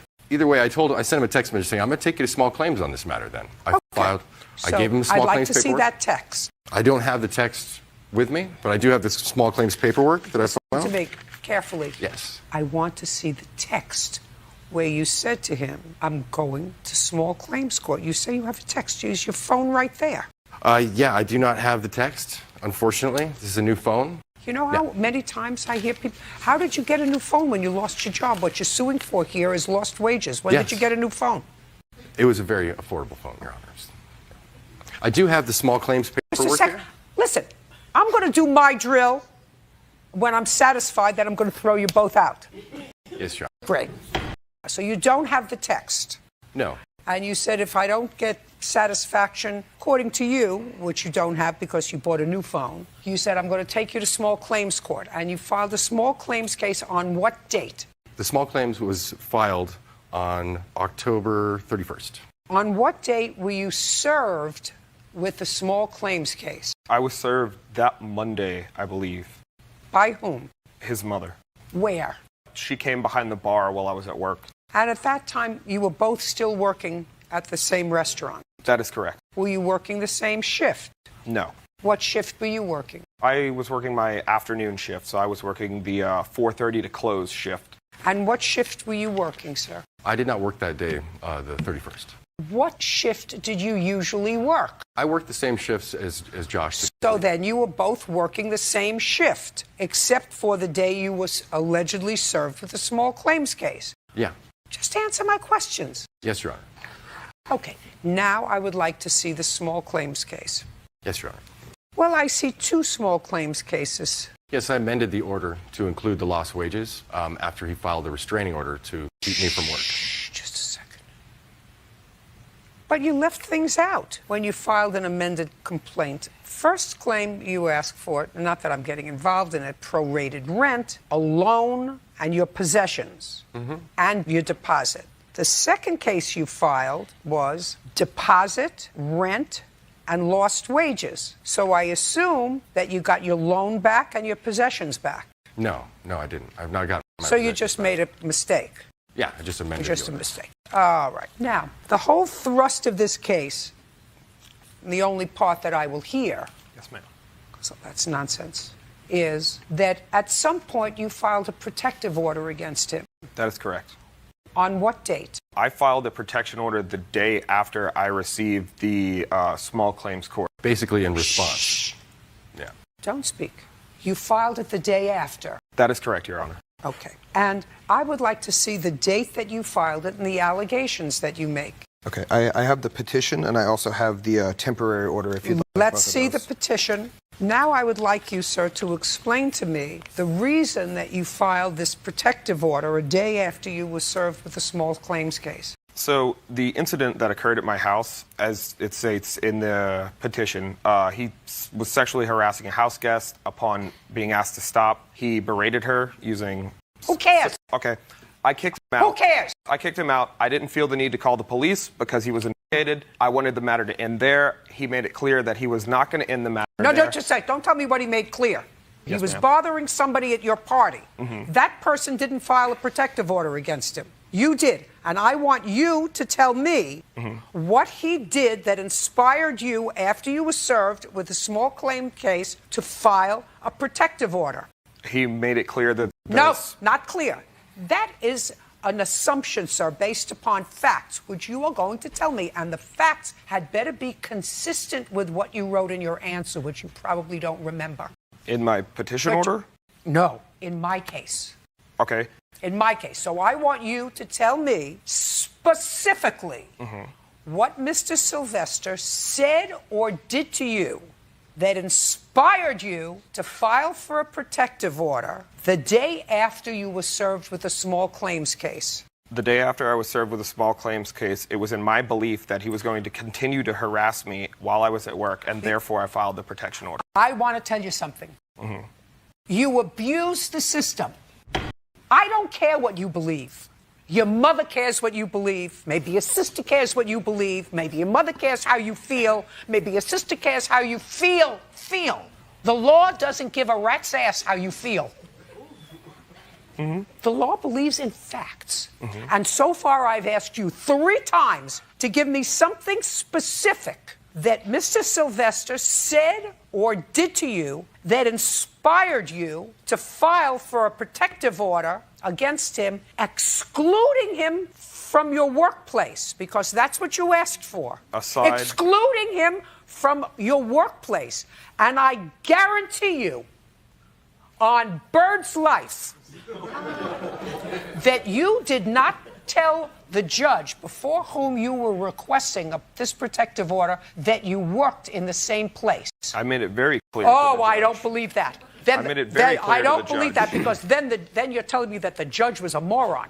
The judge suspended it. He didn't issue a restraining. He didn't issue a permanent restraining order. No. You asked for. That's not what I'm saying to you, sir. Let's make ourselves perfectly clear. Yes, ma'am. You requested a protective order on an emergency basis, excluding him from your workplace. That's correct. And the judge granted that application on an emergency basis, therefore making it impossible for him to go to work. And I guarantee you that you didn't tell that judge who granted the temporary restraining order based on this nonsense that he was a fellow worker along with you. You may have told the judge who heard the final order of protection and denied it because you were not granted a final order of protection, right? No, but I No. disclosed his working location when the judge asked where the perfect place for service would be, service of the actual document. I think that you overstepped it and you abused the system and you abused him. Now, if you felt threatened, which I think you did not, was this, by the way, this young woman that he was making come-ons to at the party, was this somebody that you knew well? And give me the first name. Her name was Van Lynn, and yes, it is somebody that I know well. Is it somebody that you were dating? You could say that. That's either a yes or a no. Yes, we were dating. Right. Casually. So while I'm not getting involved with the rest of this nonsense, I am awarding him money for lost wages. Okay. Because I think that your actions not only abuse me as part of a system, because you used it in retaliation. Your girlfriend didn't feel threatened enough to go and seek a protective order. And you never sought a protective order before you were served with a small claims case. And this was after the party. It's for the same... Just a second. We're done. Judgment for the plaintiff in the amount of $1,500. We're finished. Thank you. Nobody wanted to live with him. He's a slob. When I woke up to him cleaning my house... He's always broke, and it's red flags. And having random people that I'd never met before coming to view the house. So the few people that I did bring by, they were like, this is disgusting. Before 30 days notice was given, yeah, it made my life kind of difficult. And I'm definitely not doing this. So it was a trouble to get that spot. Not going to do it again. And hopefully this is one step closer for Joshua becoming a man.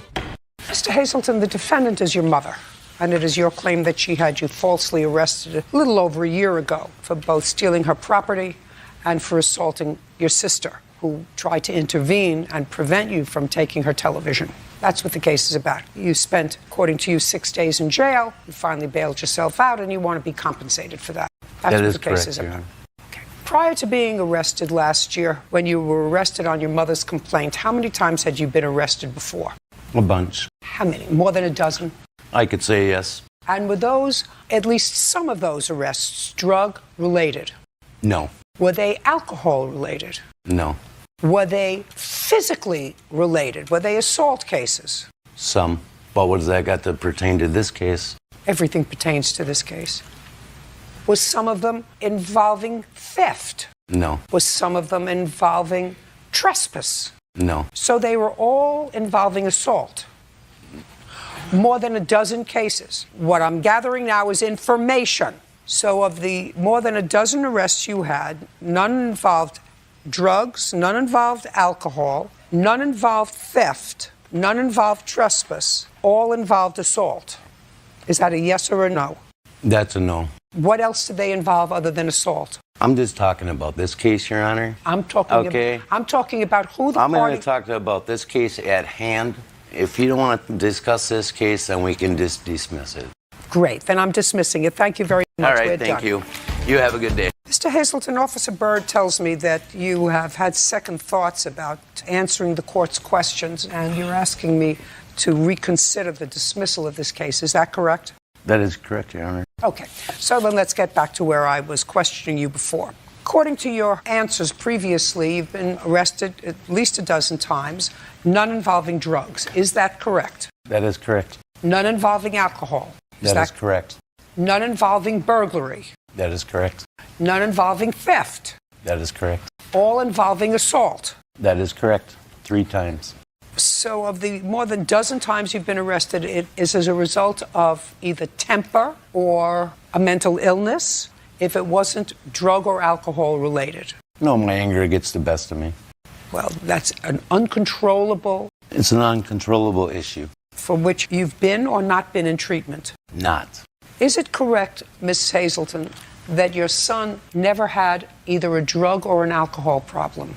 Alcohol. In October of 2015, Mr. Hazelton, how were you supporting yourself? By working. For whom? Green Star Lawn Maintenance. How long have you worked for them? For 38 years off and on. Are you working for them now? Yes. Full time? Yes. In the same location? Yes. Is that correct? I think so. Do you remember on what day you were arrested? Yeah, I was arrested on May 6, 2015. Where? In Henry County.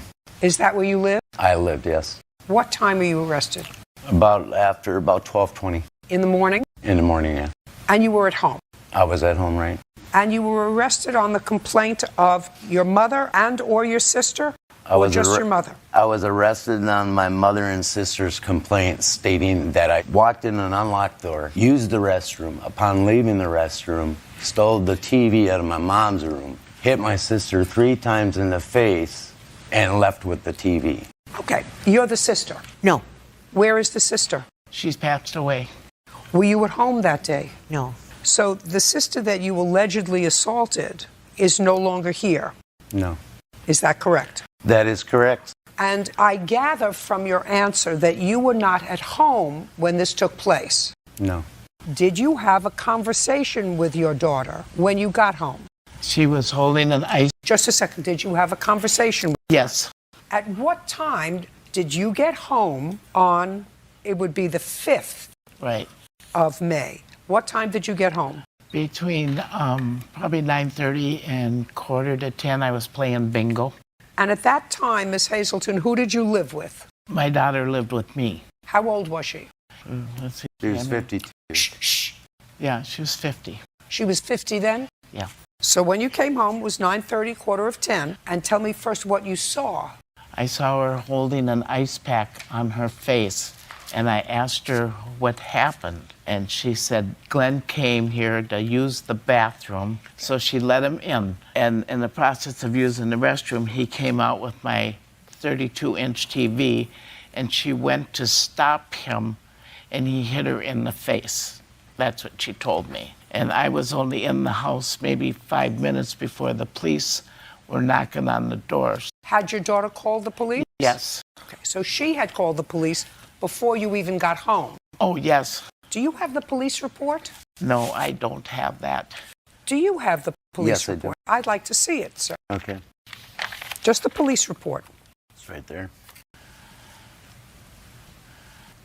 You do know that these reports indicate that you were totally uncooperative, had to be placed in a hood, a spit hood, had to be put in an isolation area. Excuse me, Are Your you Honor. telling me that you were not high on some sort of drug or alcohol that night when they came to your home to arrest you? Excuse me, Your Honor. Let me first say this.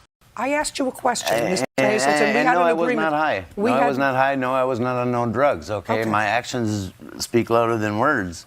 I was arrested, hauled off to jail, ripped out of my bed in my underwear, and you're telling me for a crime I did not commit, how would you react?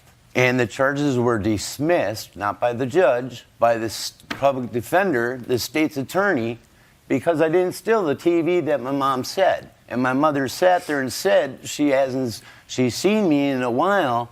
She hasn't seen me in 7 years. And it's just, or it came out of her in the police report. She states that.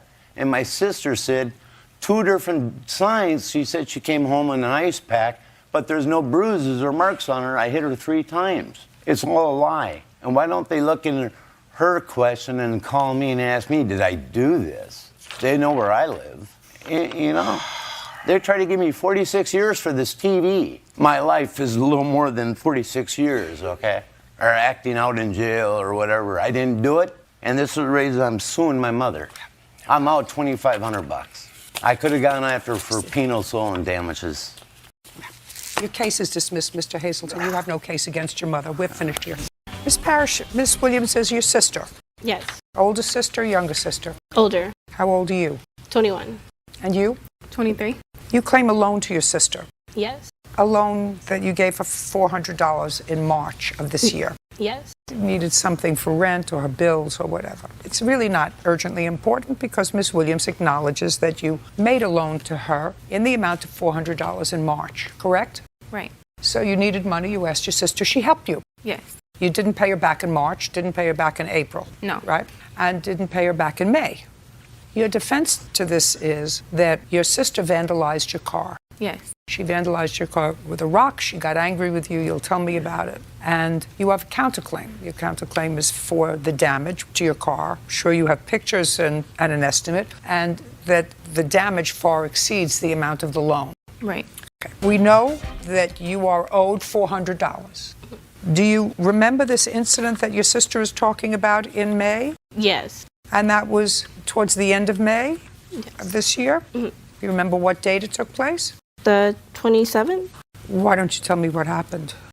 Well, she came up to my boyfriend's house and like she was honking, and then I went outside and then she came at me because me and her boyfriend kissed at a party, and she pushed me, like I got out of the way, and then she picked up a rock and tried to throw it at me, and then I moved and she hit her own car. So she picked up a rock and threw it at you, and you say she caused the damage to her own car. Yes. Listen. That doesn't make any sense. I was standing by my car, so how would I have thrown the rock in my own car? So tell me what happened. When I got out, she came over there. We're arguing back and forth. She came over to... She walked like toward the car. She was standing like by the driveway. Okay. You went to her house. Her boyfriend's house. Where she was staying. Right. And you knew that she was there. What did you go there for? To confront her for what she did. Well, you didn't see what she did, but I assume you heard what she did. My boyfriend admitted to it. So that's why I went over there to confront her.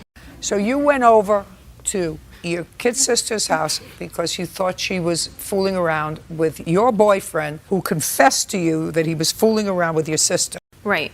By the way, what did you say or do to your boyfriend?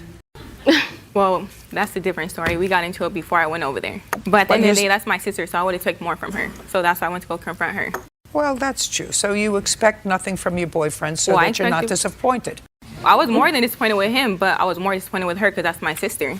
I don't disagree with you. I think that that's probably logical, that you would expect more from your sister than you would do from a boy. Because how old are you?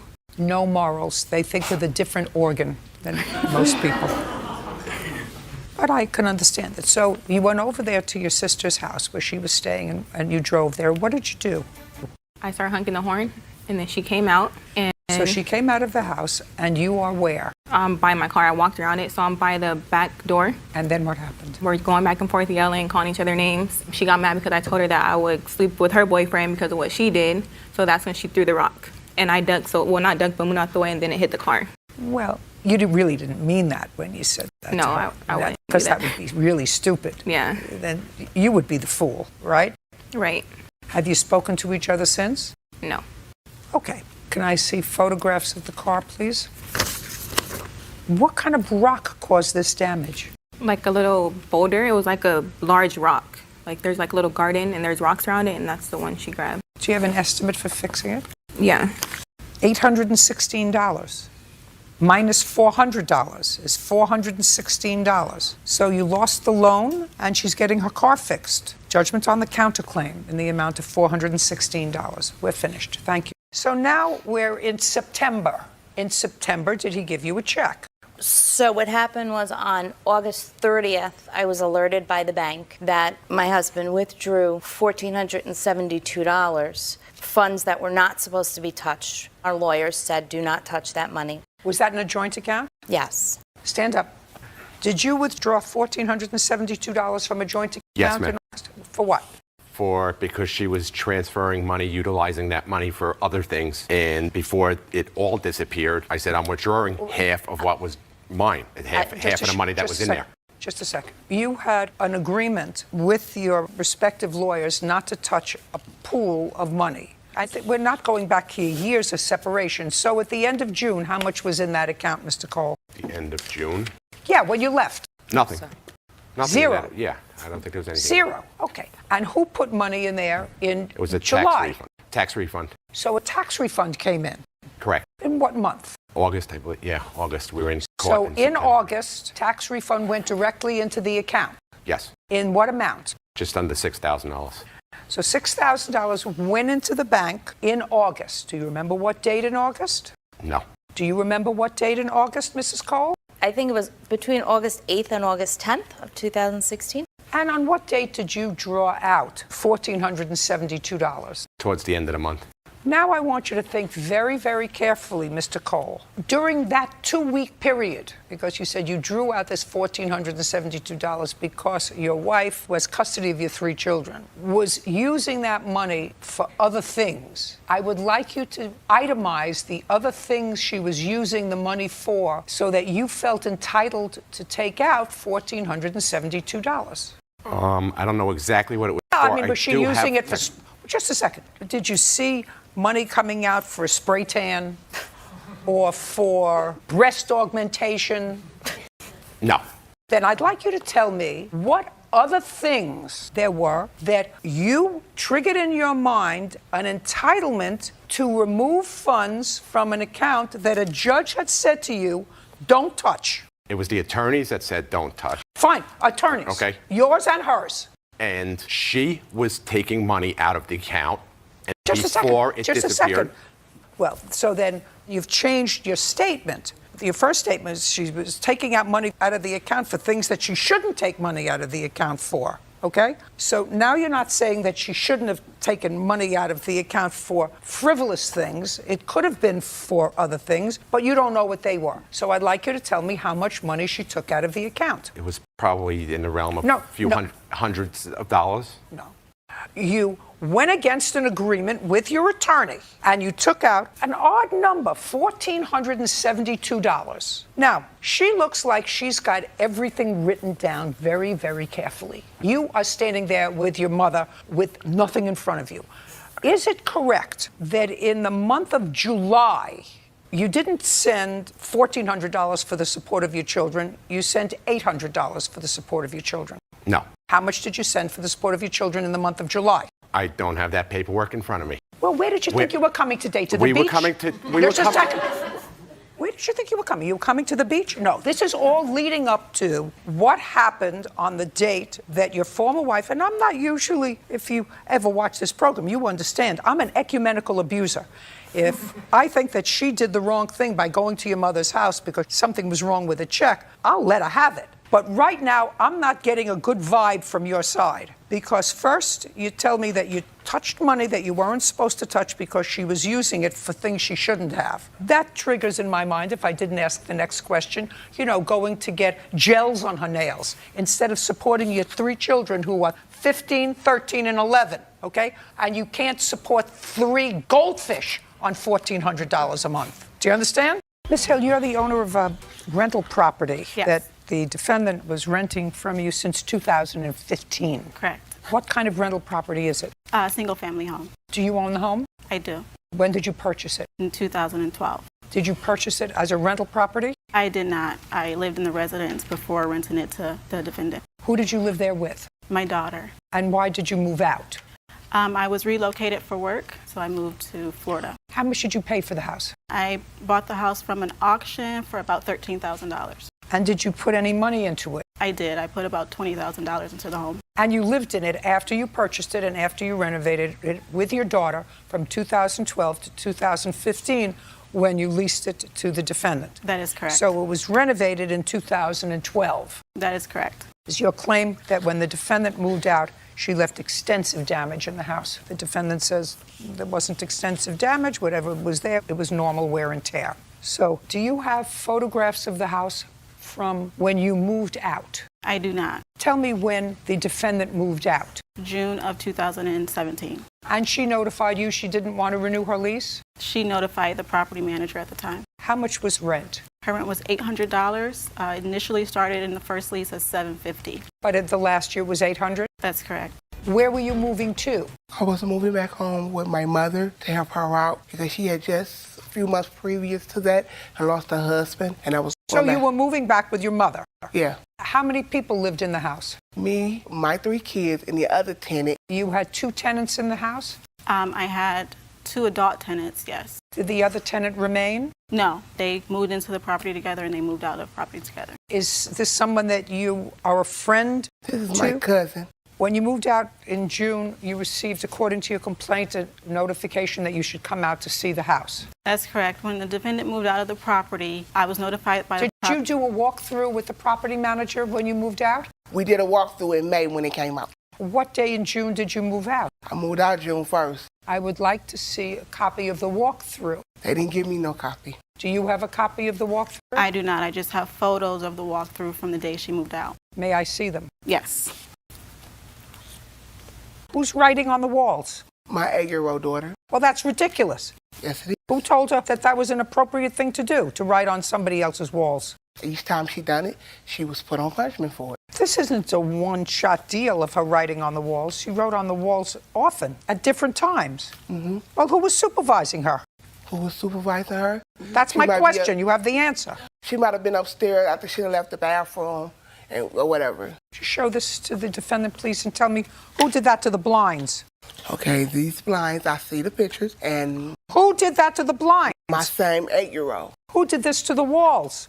Holes in the walls. By me living there, I will take responsibility for the holes in the wall. Same person I just showed you about the other 2 is the same one who was doing all the damage. What happened to the kitchen cabinets? Okay, where you see the paint coming off at, it was painted gray, and by me cleaning the cabinets with bleach, the bleach, what they did was damage the cabinet, and the paint started coming off, and that's why the cabinets was like that. You have communication from the property manager? Yes. I'd like to see it. That was the afternoon of the walkthrough where... Could you please show this to the defendant? He and the contractor took photos and also gave me the estimate amount of damages. That's not true. With that picture. Is she living with you now? Mm-hmm.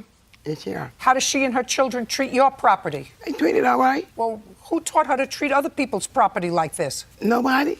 Did you have the place fixed? I have. Do you have the receipts for me? I do. Would you like the receipts or would you like I have a breakdown of everything? Well, I would like the actual receipts. Okay. Did you re-rent the property or are you selling it? The property has not been rented again because of the pest. So when she left the property, she left it infested with bed bugs, roaches, and mice. So on the initial visit to Ohio to take care of the property and restore it, we were not able to do any of the work on that initial visit because when we walked through, we had 5 contractors with us and at least a dozen mice scurried across the floor. We also noticed that there was a roach infestation. We called out the exterminator, and then he advised us that there was also a bed bug infestation. Charging for the plaintiff in the amount of $5,000. We're finished. Mr. Smith, how did you meet the plaintiff? The plaintiff was a friend of a friend. Approximately 3 years ago, my cat needed babysitting, so I initiated her. I re-met her again a year ago. And when you say you initiated something a year ago, tell me what it was that you initiated. I had purchased a 100-year-old house, and I was conversing with my friends, and she was present about the problems I was having with fixing the house up. I'd hired an inspector, but he didn't do a good job. I needed plumbing, a roof, electrical. There was no foundation on my house. Were you living there? I was residing there, yes. With all those things not being there, no foundation, no plumbing, nothing. They were operational, but not totally functional. Now we're going to get back how you came to her to help you with all these problems. Stop playing with the papers. There are more papers there than in the Supreme Court. He's got a long history, Your Honor. Sorry. This is going to be very short. Trust me. I hired an agent to redo the roof, which I knew needed. She offered to do it. She said she was a contractor. She said she offered to do the roof herself? Or to? That's what she offered, with a crew of hers. With a crew? Correct. But she doesn't have a contractor's license, and she's been on disability since 1992. And I gave her a small portion of the job to put in a solar tube light in the roof. Did you hire her to do the roof job? Yeah, I did pay her, yes. How much? About $25,000. To act as a GC, general contractor, getting crews to do things in the house. Yes, ma'am. Do you acknowledge, Ms. Smith, that you were paid to do some GC work, general contracting work in his house? No, I was not, Your Honor. You were never paid? I reimbursed employees that Don't try to double talk me. Were you ever paid by Mr. Smith for work that you or crews hired by you did on his house? No, Your Honor. I helped him hire the people. He said he needed people, and he wanted me to oversee the workers for work on his house. I did not employ him myself. He did. Just a second. I got it. I got it. I got her. I got it. I got her. How much do you get from disability a month?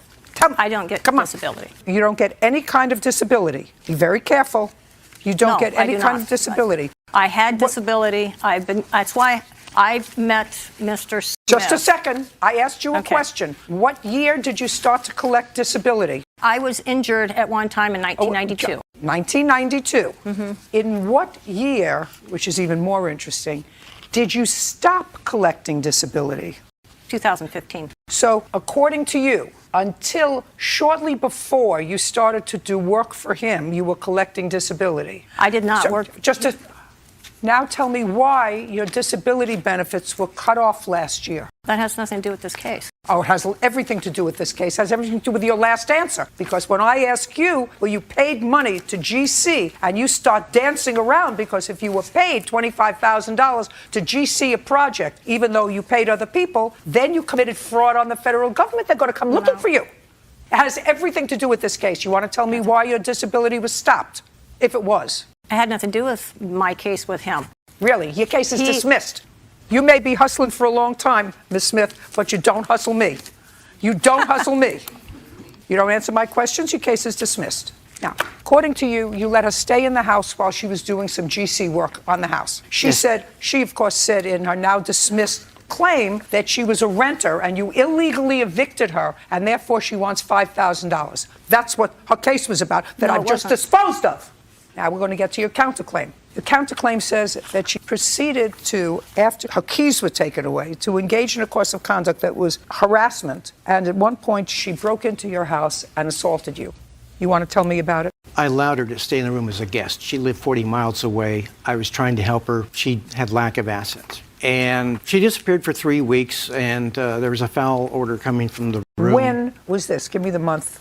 November. Okay. I entered the room. I found stolen property of mine, an old flight suit, camera lenses, dog tags, 7 pairs of scissors. It was a total mess. I decided at this point in time that she had been gone for 3 weeks with no communication. Perhaps it was time I changed the locks. She arrives home, she doesn't even try the locks. She climbs under the house where the foundation wasn't yet, into the basement, into the kitchen, upstairs, pummeled me, grabbed my laptop, and ran away. Did you call the police?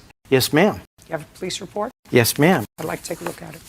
I'll provide you with all the police. No, don't give me everything. Just give me the first police report when she came in and came into the house. When was the last time you had any contact with her? In court, approximately 3 weeks ago. What court? She had filed another motion to dismiss my protection order. She showed up late beyond the roll call and argued with the judge that she was there, and when she wasn't. You filed the protective order. Was it finally granted? Yes, ma'am. And how long do you have the protective order for? A year starting March of this year. And that's to keep her away from your house? And no contact me. And no Would you put the papers down? Is there any reason whatsoever that you would want to have any contact whatsoever with Mr. Smith? Yes, Your Honor. I filed a protection order against Mr. Smith in December of 2015. Was it granted? Yes, it was. For how long? For 30 days, and I came down Just with a ocular second. migraines and could not make the hearing. I don't care. It was dismissed. Is that what you're telling me? Yes, just like his Fine. order, because it was default. Just I was not able to make it. He has an order of protection against you. That means he can't come near you, which he has not. There's no question in my mind that he has not come near you. Actually, I've got phone calls, Your Honor. There's no question in my mind that he has not come near you. So what part of put the papers down don't you get? You have no reason to look at papers. I've dismissed your claim. I'm merely addressing the countersuit. Well, I have evidence for the countersuit, Your Honor. You do? Yes, I do. I want you to tell me how you got into the house in November when you found that the locks were changed. I was not informed the locks were changed, Your Honor. I have... I want you to tell me how you got into the house in November when the locks were changed. That day earlier, the day before, when I was driving there, or actually from 3 days before, Mr. Smith was locked out of the house. He called and he wanted me to come home because he wanted me to let him in the house because he had lost his key. Yes. And then he had told me that he had crawled under the house. Well, when I came back in town, I was only gone for 3 days. And I have text messages and his employees that worked under me the day before, he had taken my purse. Mr. Stevens had my purse and had sent it over to Marshall's house, which was my house, because I'd left it in Cooley Down with him, and he had sent it. Mr. Smith, when was the last contact you had with her? Approximately 3 weeks ago. And that was... At the hearing. Okay, so this is really what you... Yes, ma'am. Pay careful attention. This is really what you have to do. You have to tell your lawyer that at some point, your lawyer has to move before the court not to allow her, without a judge okaying it first, to file a petition against you, to reinstate her protective order, to vitiate your protective order. Sometimes when people file serial orders and there's something wrong with them, judges will do that. They will say, before a clerk can file anything, it needs a judge's counter-signature. Do you understand? What does that mean? I would like to make one short comment. Yes. The judge at the last hearing stated she's a vexatious litigant. I mean, those are nice words. If they were said, that doesn't mean an order. Yes, ma'am, I understand. By a judge that says, before you may file another proceeding against Marshall Smith, you must get judicial approval to do that, which means the judge has to look at the allegations, look at the history of the case, and say, not again on my watch. Do you understand?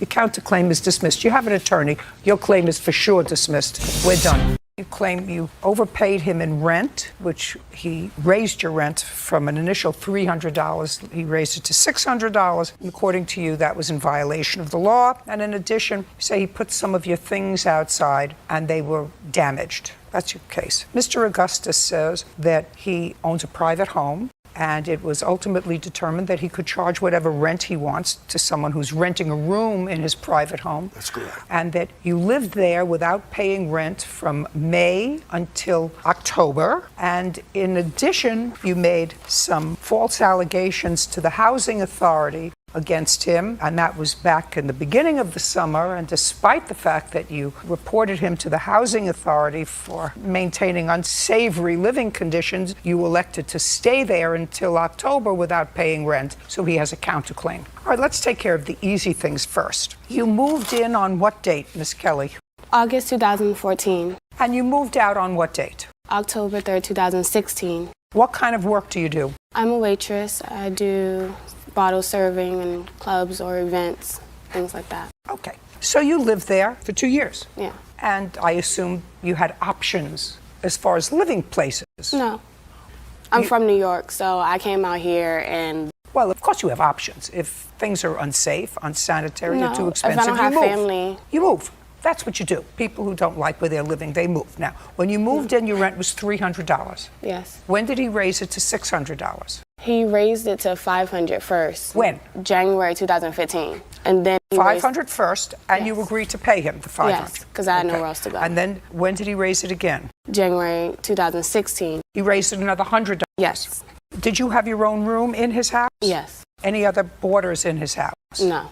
Did he also live there? Yes. How long have you been renting a room, Mr. Augustus, in your house? Well, I had two sisters living with me. They moved in around June of 2014. And Had you ever rented a room to anyone? No, not prior to the two sisters. I always stayed in my house by myself. Okay. Now, you're going to show me an official document, and Mr. Augustus is going to show me an official document, and your official document is going to say he overcharged you rent because of something, and your official document is going to tell me that you're not subject to any rule. Do you have that document? I'm sorry, Judge Judy, I can't hear you. Okay. Who are you? Stacy, I'm his daughter. Could you stand up? Please tell me your name. Stacy McKellar. Ms. McKellar, do you have a document from the city indicating that he is not subject to any rent control? Yes, ma'am. You do, and you have one as well? Mm-hmm. Okay, now I'd like to see it. So that will take care of one issue. Okay, your letter is dated August 4th of 2016. He got his... Just a second, I'm reading it.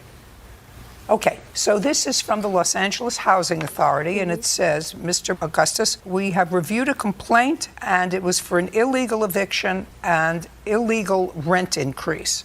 And it says, under the Rent Stabilization Office, rent may be increased a certain amount. You increased her rent too much, and therefore you have to repay her that rent. Then in September, which is a month later, this is also from the Los Angeles Housing Authority, a review of the applicability of the Los Angeles Rent Stabilization Ordinance to this property has been completed. Our review of the available property records indicate that the house located on this lot is not subject to rent stabilization ordinances because it is a single-family dwelling. Single-family dwellings are also exempt from Systemic Code Enforcement Program, and their records will be updated to reflect the exemption for this property. Okay, so did you see this letter? Yeah, but Just a second. Yes. All I'm asking is, you saw this letter? Yeah, I saw that. Okay, so that takes care of your overpayment. How does that take over overpayment if he already signed before, even after he got that letter, he already signed that he was going to give me money for the overpayment. And they lied because there's another building in the back, someone pays rent, and his daughter only I'm popped up going to explain it to you. No, I'm just... I'm going to explain it to you.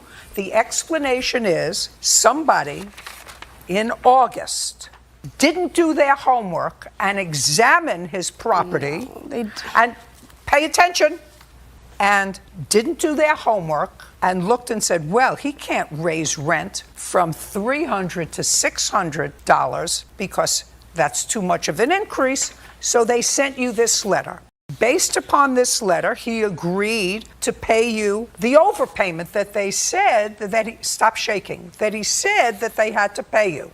He evidently appealed it or asked them to look into the records, and when they did, they said, whoops, sorry, somebody sent this in August and they shouldn't have. You live in a private house, and if you want to rent a room, and if somebody wants to pay you $10,000 a month for the private room in a single-family dwelling that's not subject to rent stabilization, you can charge whatever you want. That's what the later letter indicates. Can I say something? You can say whatever you want. I've just explained it to you. I know, but can I speak up on something? You can tell me whatever you want. Well, I'm going to let you know why later that popped up, because after we already settled where he had to pay money, he still didn't want to pay me money because he knew he was wrong.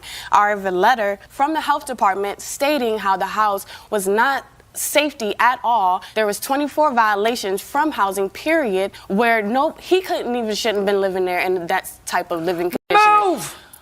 I did move. I did move. I wasn't going to leave anywhere, and I had nowhere place to go, and someone just throws my stuff out. His daughter wasn't even there for 2 years in a picture. She popped up and lied. There is another dwelling in their back house. Listen to me. I'm just reading. I understand what you're reading, but what I'm telling you, that is not facts. That is not the truth. No, this is fact. When they're lying to housing and they're telling that, they didn't come back to the house and see that it was only a single family house. Blueprint. Shh. Listen to me. You're not getting any money. Now, this is a free country. You work, you make a living. And he listen, careful. You work, you make a living. If the living conditions that Mr. Augustus chooses to live in his own private house, are unacceptable for anybody, you shouldn't live there. It's his house. If he wants to live like a pig in his house, he could live like a pig in his house. I don't know if his house is a pigsty, but if he wants to live there, it's a free America. That's his choice. You, on the other hand, don't own that house, and you have a choice to move elsewhere.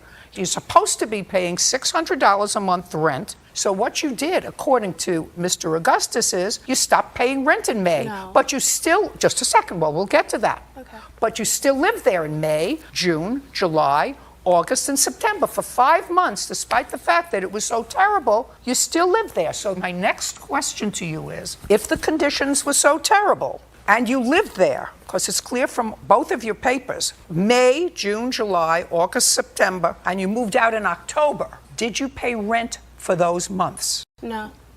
Well, that comes under my story if you go into a restaurant and order a steak. You're a waitress.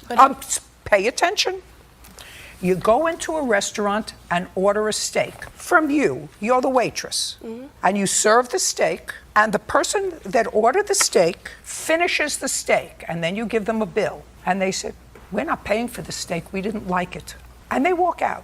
Does your boss take that out of your wages that you let somebody eat for free? I guess, but not in this case. I couldn't compare that to this case. Just a second. If you eat the steak, you have to pay for it. So you lived in the house May, June, July, August, and September. You lived in this house that you say was terrible. You called the health department. Can I tell you why I stayed that long? Because in May, I received a 3-day notice where he told me he was just going to kick me out, and I had to just leave and pay that money, and he threw my things out. He threw my things out then, where I had to call the cops on him. He never served me an eviction. You're not answering my question. But I'm saying why I stayed that long. Because he was trying to still get money from me without any eviction notice, without any of that stuff. Before I even had notice of all that stuff. Miss Kelly. Before I had notice of housing, of that being a single family of anything. Miss Kelly, I'm not talking about him. I'm talking about why I stayed. No, you're not. Yes, I am. No, you're not. I stayed because I had legal rights to still stay there, even though he tried to just Your give me case is notice. dismissed. The whole thing is dismissed because you don't pay attention. I'm really trying to explain to you. No, you're not answering my question.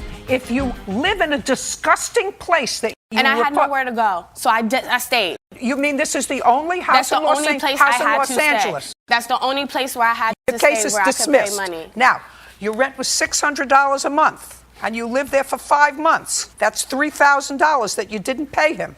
That's $3,000. You ate the steak. And I overpaid him money. No, you didn't overpay it. Not according to the County of Los Angeles. Okay. You owe him $3,000. Judgment on the counterclaim. We're done. I assume that this is the prize. Or lack thereof. I assume that this is the prize. I assume that this is what the two of you fought over.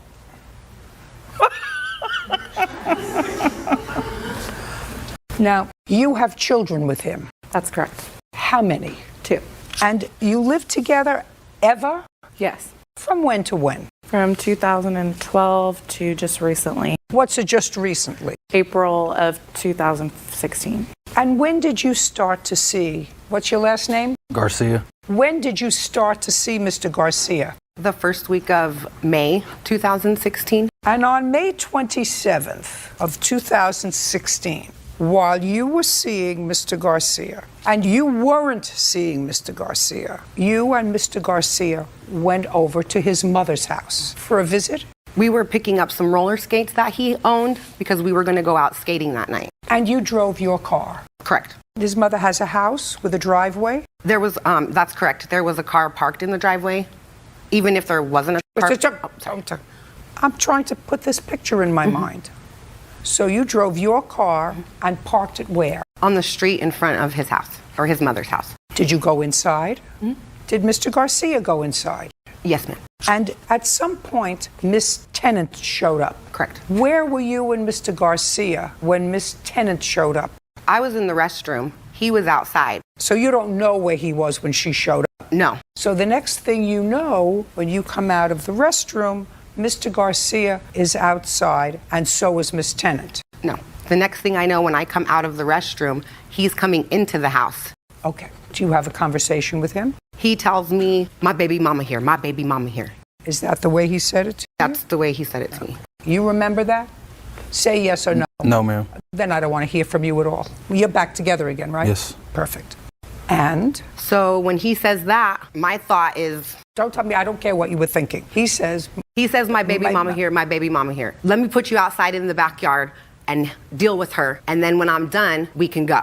Okay. Did you go through the house to the backyard? Did you know how to get to the backyard? He semi-walked me there, but I knew how to get there because I'd been there before. So you walked to the backyard? That's correct. And what's the next thing that happened? The next thing that happened, to my understanding, I hear them arguing. I hear her saying comments such as, why don't you want to be with me? Why are you breaking up our family? We have kids together. Who is she? Where is she? Type of those are the comments I'm hearing from her. From him, I'm hearing, just leave, just leave. You're not supposed to be here. It doesn't matter who she is. It doesn't matter. There's nobody here. It doesn't matter. Just leave, just leave. That's what I'm hearing from him. And from her, I'm just hearing Okay, so you're listening from the backyard as to what's going on. That's correct. You're listening. What's the next thing that happened? The next thing that happened is as I'm in the backyard, I went to the back door to see if I could get in the house because I wanted to leave. By this point in time, that's their drama.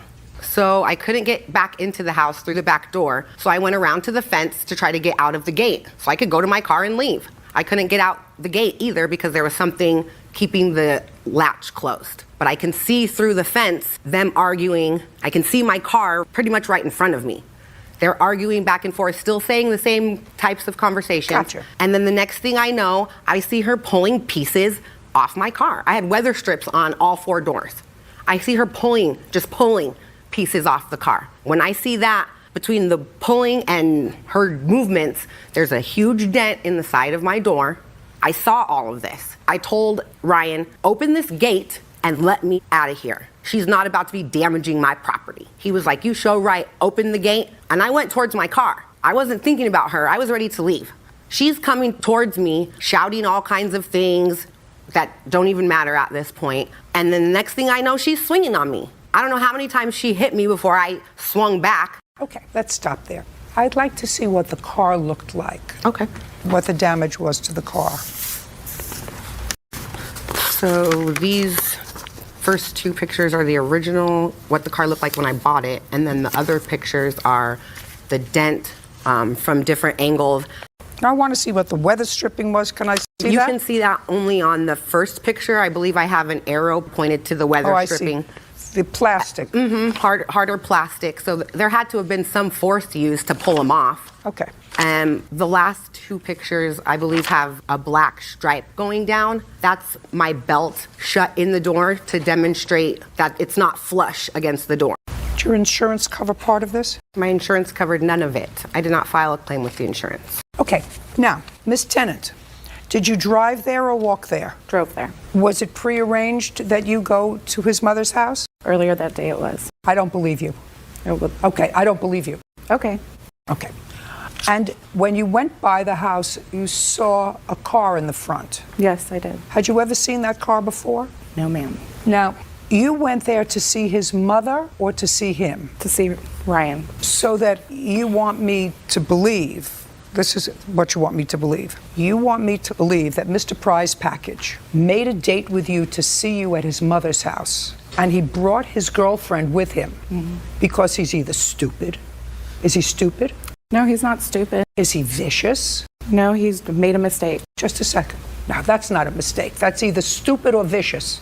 That's not a mistake. If you invite the mother of your children over for a visit and you bring your girlfriend with you to that meeting and you hide her in the backyard, that's either very stupid or vicious. That's not a mistake.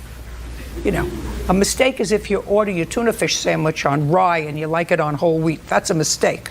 So we're going to start from the beginning. You went over there and you had an arrangement to meet him there or not? Yes, I just spoke to him earlier that day saying that I would come over towards the end of the evening. And that's when I arrived.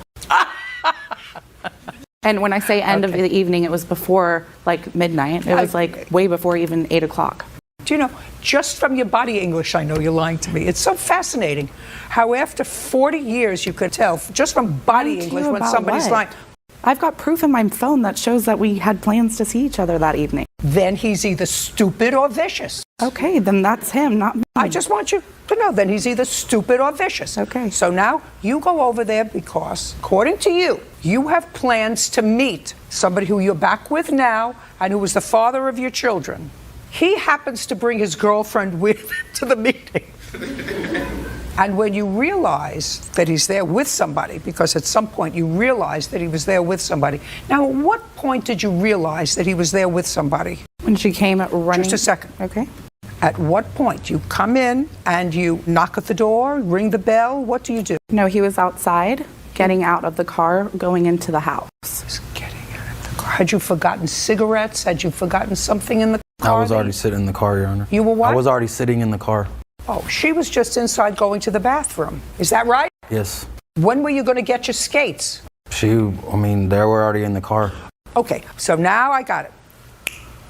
You were going roller skating. You had already picked up the roller skates and went back to the car with your girlfriend, and then she had to use the restroom, so you waited in the car. Yes. In the passenger seat? In the driver's seat. So you were driving her car? Yes. Okay, and she, of course, knows that it's not your car because she just broke up with you 4 weeks before, so she knew it was somebody else's car. Oh, I love this. Perfect. It's setting up the whole picture. So you come by the house and you see boyfriend in somebody else's car in the driver's seat, so he's real comfortable. He's already picked up the roller skates to go roller skating with his girlfriend that night. Now you understand all that. So I would lean towards stupid rather than vicious if I were you. And you see him and he's getting out of the car and so he proceeds to walk towards the house. And I said, "Hey, what are you doing?" And he said, "Hey, didn't really know what to say." So he said, my friend is letting me use this car while he's at work, blah, blah, blah. So I'm like, okay, cool. I didn't believe that. Just like you didn't believe that? You didn't believe that because, so you know when somebody is lying to you. Absolutely. Great. So let's go. So he went, Okay. And so then I said, well, let me see who is in the house. And I went through the house. There's no one there. So I walked back out to the front. We're standing parallel to her car. And we were talking about the situation. And he was like, no, I promise you, this person's car, he would not admit to that it was anybody else's car besides, I guess, a friend. So, yeah. Great. You want to stop there? No, I can continue. You sure? Yeah. Okay. Okay. Mr. and Mrs. Walker, about a year and a half ago, the defendant had a daycare. At that time, your children, the oldest was 9, and then you had a 5-year-old and an infant who was 4, and you were working. Is that correct? Yes, that's correct. 4 months. And you brought all 3 children over to the daycare, and this was July 2nd of 2015. Correct. This was not the first time you had taken the children to her daycare, is that correct? That's correct. How long had they been going to the daycare? Almost 2 years, my older children were. And since my youngest was about 7 weeks old, I had started taking him to them. Now, I'm going to start now with you, Miss Shearer. Yes. Do you have your own children? I do. How old? I have a 12-year-old, a 9-year-old, a 7-year-old, and a 4-year-old. So at the time, Miss Walker, I think, dropped off the children. Yes. Your children were at home? Yes. So she had 3, you had 4. 3 of my children were at home. Between your children and her children, there were 6 children. Correct. How many other children were you caring for in July of 2015? That day, I was caring between 4 and 6 more children. Between 10 and 12 children? Correct. And who was there with you? My husband. Period. Yes. How much do you get per child for $20 a day is what I normally charge. And you were charging her $20 a day or $60? I don't believe How so. much was she charging you? It was $350 for every 2 weeks. And did you know that she had between 4 and 6 other children aside from her own? I did not know an exact number, but I knew there was other children there. Did you know how many people she had taking care of all these children? No. Between Well, 10 who and was 12 working at the children? daycare? I knew that both of them were working at the daycare. What state do you live in? Idaho. You need a license to have a daycare in your house? Yes, ma'am. You still have your license? Yes, ma'am. How many children do you care for now? Between 10 and 12. With him? By myself. Where is he? He has a job. Now, your 4-month-old child had a broken leg. Yes. And you dropped him off at the daycare. He was fine. That morning, he was perfectly fine. Subsequently, you got a call from the defendant who said that she couldn't stop him from crying. Is that right? Correct. Your lawsuit wants her to pay for your medical bills because she thought that they would be covered by some Crime Victims Compensation Act. But they weren't because they found that nobody probably purposely broke a child's leg. They only found that there wasn't enough Don't evidence. tell me what they found. They weren't covered. Now, this is your story that I'm getting from your papers, Yes. right? You were in the kitchen cooking. Correct. It was lunchtime. In the kitchen, you have a swing set up. No, in the living room. It's a straight room. So it's one large room. Yes. So the swing is in the living room. Correct. And the baby was okay when she dropped the baby off. Yes, ma'am. Then I'm reading your answer, and you say that the 9-year-old was holding the baby. Correct. And playing rough with the baby. Correct. Let me see what you wrote here. So her 9-year-old, who you're supposed to be watching, was, let me just get the words right here, Bird. The baby was crying, so his older brother got him out of the swing and he stopped crying. Correct. The baby started crying again, and when I turned around, do you remember what you saw? Yes. Tell me what you saw. The brother had the baby on his back on the floor. He had his legs up in the air. He was holding his legs or ankles, and he was twisting him back and forth throughout the living room. Okay, so what did you do? I asked him to please stop. You asked him, according to you, I told him to pick up the baby and play nicely. Correct. You're an idiot. How could any state allow you to take care of children? You see a 9-year-old playing roughly with a 4-month-old infant who you have already told to take out of a swing because the baby was crying. That's your job. You leave the sink, or you leave the television, or you leave whatever you're doing, and you go inside and you attend to the baby. Not you. You tell the 9-year-old, play nicely.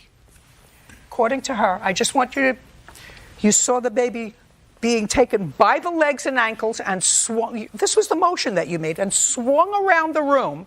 And you say to a 9-year-old, play nicely. I'm going to read on. When the baby continued to cry, and you turn away. Because it says, when the baby continued to cry, I looked to see what was going on. So now you tell him, play nicely. After you saw him swinging around the baby, play nicely, you went back to doing what you're doing. Your nails, the TV, something, because God knows where he was. We were making And the older brother was still not being gentle enough. Again, do you run in?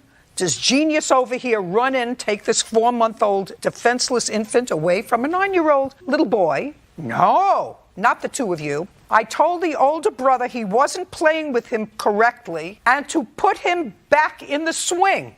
The baby never stopped crying after that. If the state of Idaho doesn't take away your license to take care of other people's children, I have no idea who's running that shop. No idea. Outrageous. So I assume from this answer that, according to you, it's the 9-year-old's fault. I don't know that it happened in my care. Well, in all the time that you were taking care of the baby, prior to that, did you ever call the mother and say to her, come and pick up the baby won't stop crying? No. In all the time that you took care of the baby? No. And this time you called her and said, come and pick up the baby. The baby won't stop crying. And within 24 hours, the baby was in surgery for a broken leg. You think that that's coincidental? Maybe the baby was having a bad day. She had suggested that he was constipated when I called her. If I were running the social service department in Idaho, tomorrow your license should be yanked. Tomorrow. They did an investigation and they Tomorrow! Then the person who did an investigation had an IQ in the double digits. In a minute. Because how you can justify, all you have to read is your answer, which I believe. You and the genius were inside cooking. You have 10 to 12 children, including a 4-month-old infant, and your babies, and you have to be cooking together so that nobody is really watching the 4-month-old baby. Nobody. We're done. I'm so upset. Anyway, judgment for the plaintiff in the amount of $5,000. That will cover $4,000 of your medical bills plus some. You have a counterclaim for legal fees because you had to hire a lawyer because of charges that... Good! Counterclaims dismissed. We're done. How many children do you have, Miss Bussey? 2. How old are they? 12? 12, and I have a 9-month-old. And who's the father of the 9-month-old? It's a friend of... Is that this gentleman? No. Who is this gentleman? This is my boyfriend. So your boyfriend is not the father of the 9-month-old? No, he is not. Did the boy always live with his mother? Yes, he did, up till recently, yes. Up until when? Up until November is when she moved out of her house. You were living with your son in whose house? It was my friend that is the father of my 9-month-old and his now ex-wife. So you were living with a couple who were friends? Yes, I was friends with him. And then you moved in with he and his wife? Yes. And how long did you live there? I lived there, it was about 1.5 years. And I assume you left there because you were pregnant? No, I left there because I started getting threatening emails that were threatening my life. From his wife? We don't know who they were from. They were in anonymous emails. But you would assume they were from his wife? Yeah, I'd assume, but there's been no proof. So you moved out. Where did you go? I moved in with my boyfriend. He was not her boyfriend at the time. If you're going to shout, you're going to leave. Do you understand? So you moved out of the house. Yes. And you moved in with the boyfriend. Yes. And his wife. Now you can put her out. I'm sorry. Okay. You moved in with your boyfriend? Correct. How far away did he live from where you had been living? Quite a ways. I moved from, it was Council Bluffs, Iowa to like West Omaha. Your son is 12 years old. Yes. What did you do about his school? We still transported him to his school. Is what you're telling me you moved with your son to your boyfriend's house? Yes. And you took your son with you and transported him to and from school? Yes, that is correct. Is that correct? To the point, I have no idea. I mean, it was a 10-day time, and I wanted him to come live with me at the time, and that seemed to be a last option. But I told her... Just a second. You're getting ahead of yourself because that's not what you wrote in your complaint. In your complaint, what you said was she left the boy alone. At least it was my impression that she left him at the house of this couple with whom she had been living. No, I'm sorry. She sent him to live with some other friends of hers that... Who? I can't seem to remember the names. Chelsea, one of her friends. Is that when she moved out of the house? Besides the little time that Austin did stay with her, yes. She was moving him around from my sister-in-law's to me sometimes to her friend Chelsea. Now, Why? Because I was getting these threatening emails that were threatening my life, and I was trying to protect my son from being around that. Okay, well, that's a very good idea. Then he should go and live with his father. Your Honor? Shh. I'm sorry. Just a second. Now, this case is all about an overpayment of child support. He came to live with his father on what date? It was November the 18th. And is he still there? Yes, he is still there. And did you receive any child support from Mr. McGlynn after November 18th? Yes, I did. How much? I received it weekly from that following week until now. Did you finally stop the order? I did. It took some time, though. How many weeks did you pay when your son was with you? At least 10. December. January, that's 8. 2 weeks in November, that's 10. Okay, that's at least 10 weeks. Yes. Why do you think you're entitled to that money? You were never married, right? No, we were not. Okay, so this is just child support that he pays. That is correct. Well, why do you think you're entitled to this money? The whole reason that he went with his father was I was getting these threatening. I heard about the threatening emails. Well, then that's a very good idea, because if you were living with a couple that were friends of yours and you got pregnant by the husband and had to move out, I would say that you should do everything possible to protect your 12-year-old, and then moving out, and evidently you had a boyfriend at the same time. Now you're with the boyfriend. Doesn't sound very stable to me. We're only talking about why you think you're entitled to $75 a week child support when the child was living with his father. Well, he had time to get it shut off, and it wasn't until just recently that he went ahead and did that. The government works very, very slowly. Look at Congress. And the lower you get, the slower they work. So if you say, boys with me, could you stop the payments? Sure. Eventually they get stuck, because it comes right out of your check, I assume. Comes right out of my check every week. $750, judgment for the plaintiff. Miss Russell, did you and Mr. McNulty ever live together? Yes, we did. From when to when? We lived together from September 1st to November 12th. Of last year? Yes, of 2016. But that was after your daughter was born? Yes, that's correct. I'm talking about prior to her birth? No. And at the time that she was born, were you and the defendant still dating? No. When did you stop dating? In September of 2015. Your complaint indicated, the first couple of lines, that Mr. McNulty did not know he had a child due to some, use the word, mix-up for the first 4 months of her life. Mm-hmm. Was that a mix-up because there was someone else who was originally named as the father? There was. I was dating someone. Okay. So there was someone else who was named as the father. And what prompted you to take another step towards finding that Mr. McNulty, who actually had a paternity test, was the father of the child? He contacted me asking for it, paternity test. Is that right? Yes, ma'am. Why? Honestly, it was crazy how I found out about it. I just found out through a picture online, and I saw that the child looked like me, and I just kind of had this crazy hunch that it might be mine, so I contacted her and got the paternity test done. And just a minute. When you contacted her, where was she living? It was Lafayette, Indiana, which is about an hour and a half from me, almost 2 hours. With whom? Her sister.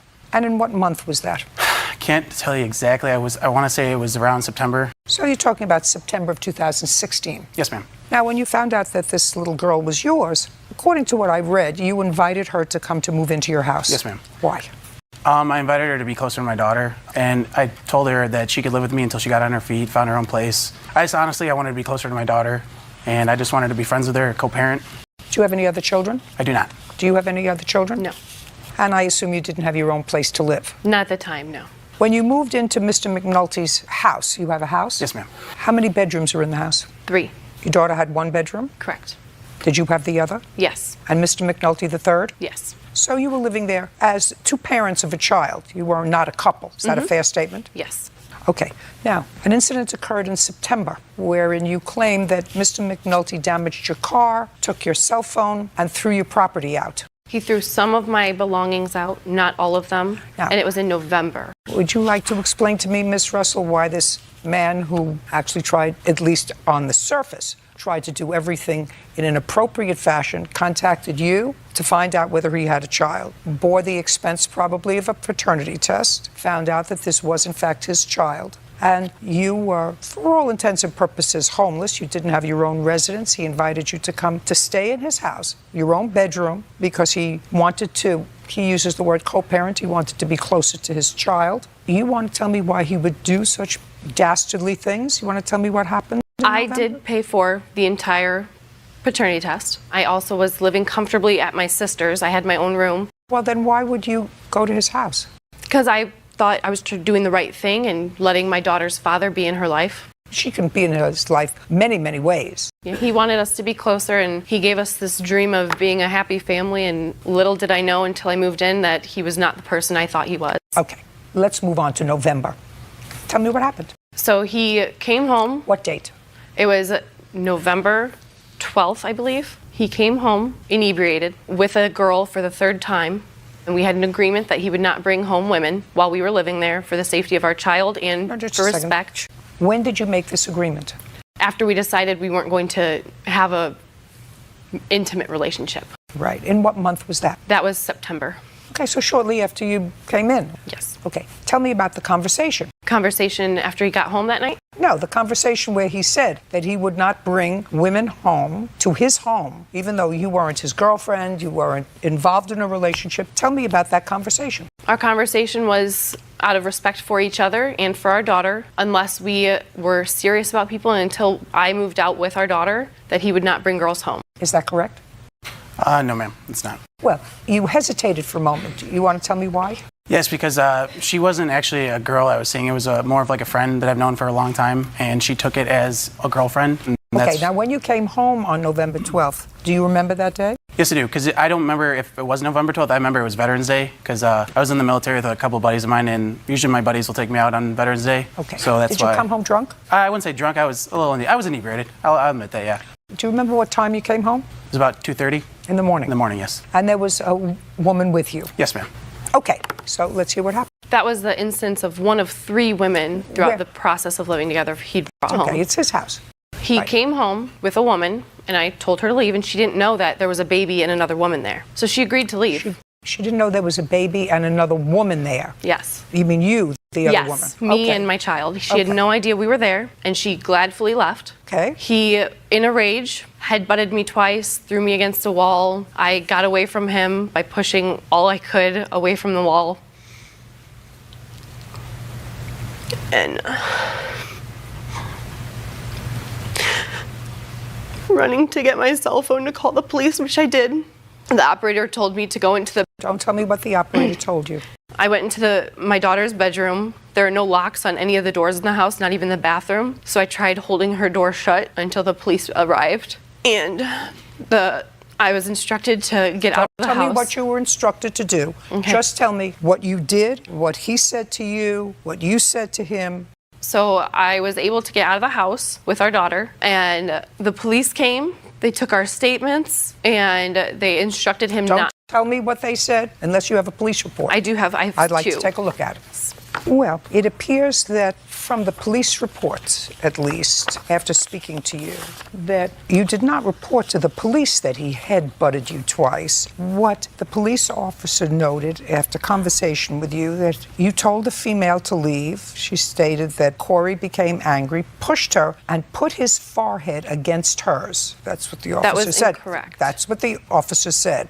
She had no complaint of pain and no visible marks of abuse. She further stated she really didn't want him going to jail, but separated from her for the night. He argued with the police, probably a little drunk, but I was more wrong, upset not about getting kicked out of my own wrong, house. that you Yeah. were being kicked out of your own house, Yeah. where plaintiff neither pays any of the bills, Yes, nor ma'am. is it her home. However, you did separate to the extent that you slept it off in the garage. No, negative, ma'am. Where did you sleep? I went to my buddies down the street after the police officer told me to leave. He gave me the option to go to jail or leave, so I left. Okay. Did you come back the next morning? Yes, ma'am. What time? It was around 7:30. Okay. And when he came back at 7:30, I want you to tell me what happened. He never left. I saw him walk in through the garage, which he was sleeping in his sleeping bag in the garage. Fine. So he was, but he didn't bother you. Whether he was sleeping at his friend's down the street or in a sleeping bag in the garage, he wasn't near you for the rest of the night. He was instructed not to come into the house. Listen to me carefully. Not to come into his own home. Let's move on.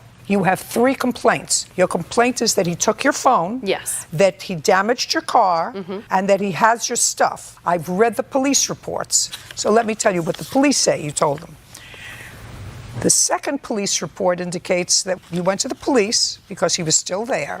And when the police came back with you because you couldn't find your cell phone. And when you came back with a police officer who notes that Miss Russell advised that she wanted to gather a few things from the home and that she would be going to stay with a family friend. That was the next morning.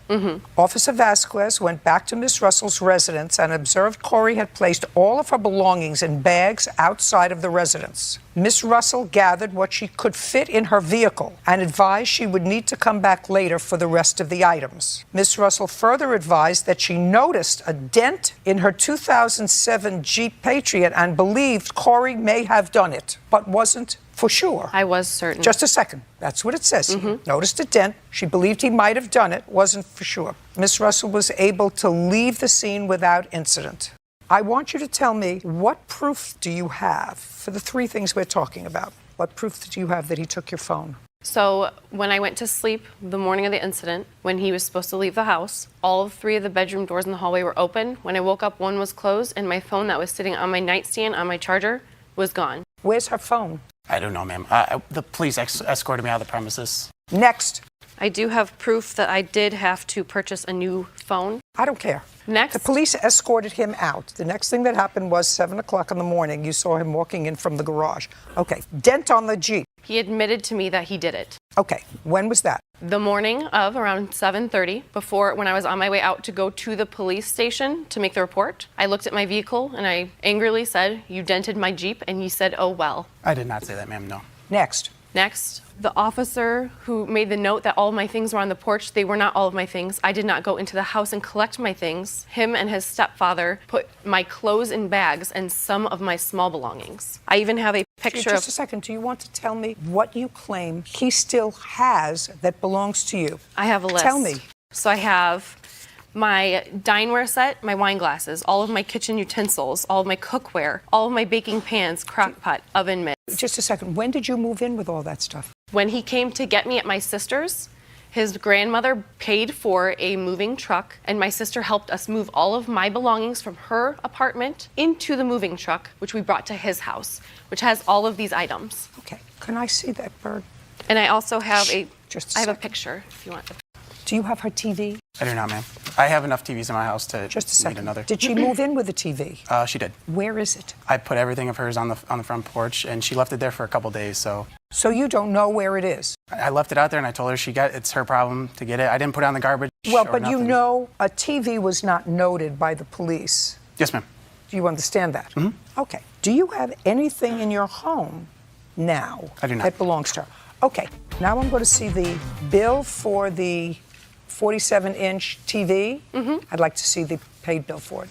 I also have a picture coming up that has my placemats and a picture of him with those placemats just 2 weeks ago for the items that he says he does not have in his home. Okay. So the television set was $479.91. What are these things? Everything on the list is stuff I've purchased, but the ones that I highlighted are the ones that he still has in his possession. And what's this supposed to be a picture of? That picture matches the small photograph. The photograph has my placemats at my apartment. He has the exact same placemats in that picture at his house.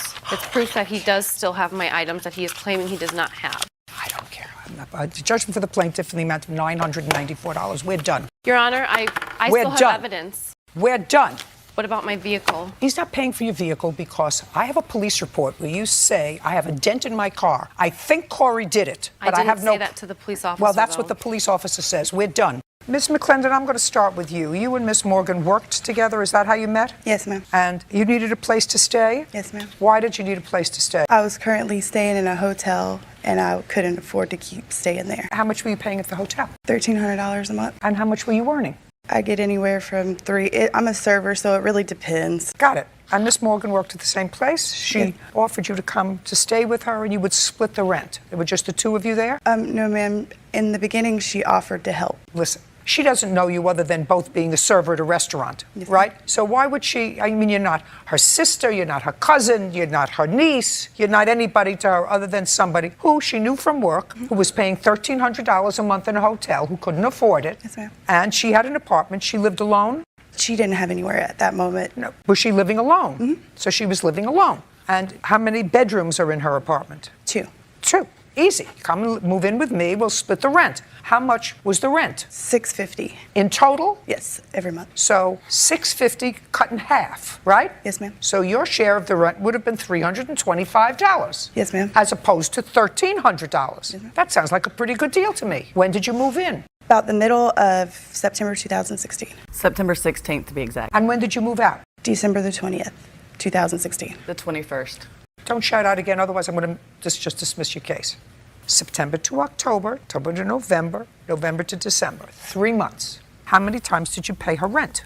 3. How much did you give her each month? $325 for rent, and it varied each month as far as. No, so you paid her $325 each month for rent, September to October, October to November, November to December. Is that true? No, ma'am. Of course not, because you don't even say that in your answer. Because you say about a month after I was staying there, Paige asked me to pay half of the rent, which I did. That was a month later. So you lived there 3 months, but according to your answer, you only paid rent for 2 months. Yes, ma'am. In the beginning, she agreed to help me out. I told her that I can help out with what I can, but we didn't have a So you didn't pay rent for 1 month. So I you paid didn't every pay month I was there. You didn't pay. I asked you 2 seconds ago. I said, how many months did you pay? You said, I paid $325 every month that I was there. But I remembered reading your answer, and your answer said that you didn't pay rent the first month you were there.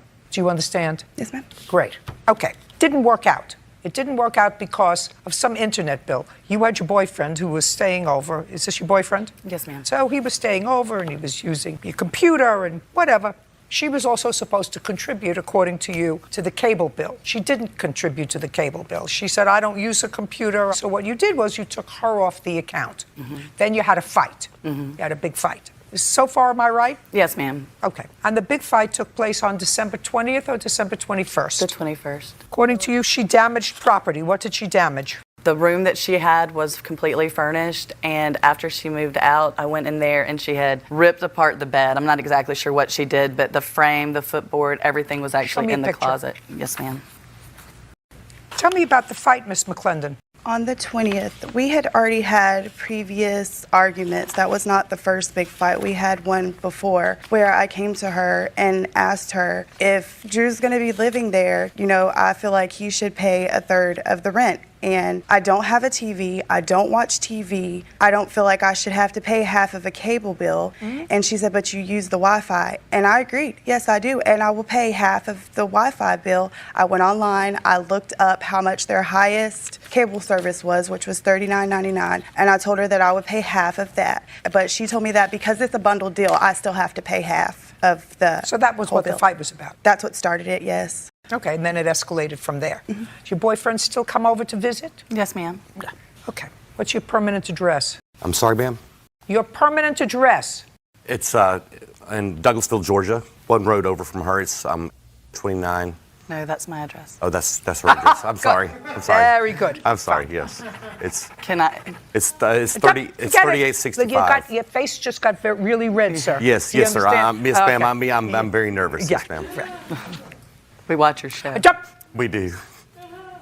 She owes you so far $325 in rent for the 1 month that she was there that she didn't pay rent. She didn't pay $1,300 a month in the hotel. She owes you $325 a month in rent. Okay. Did you break the bed? No, ma'am. What did you do with the bed?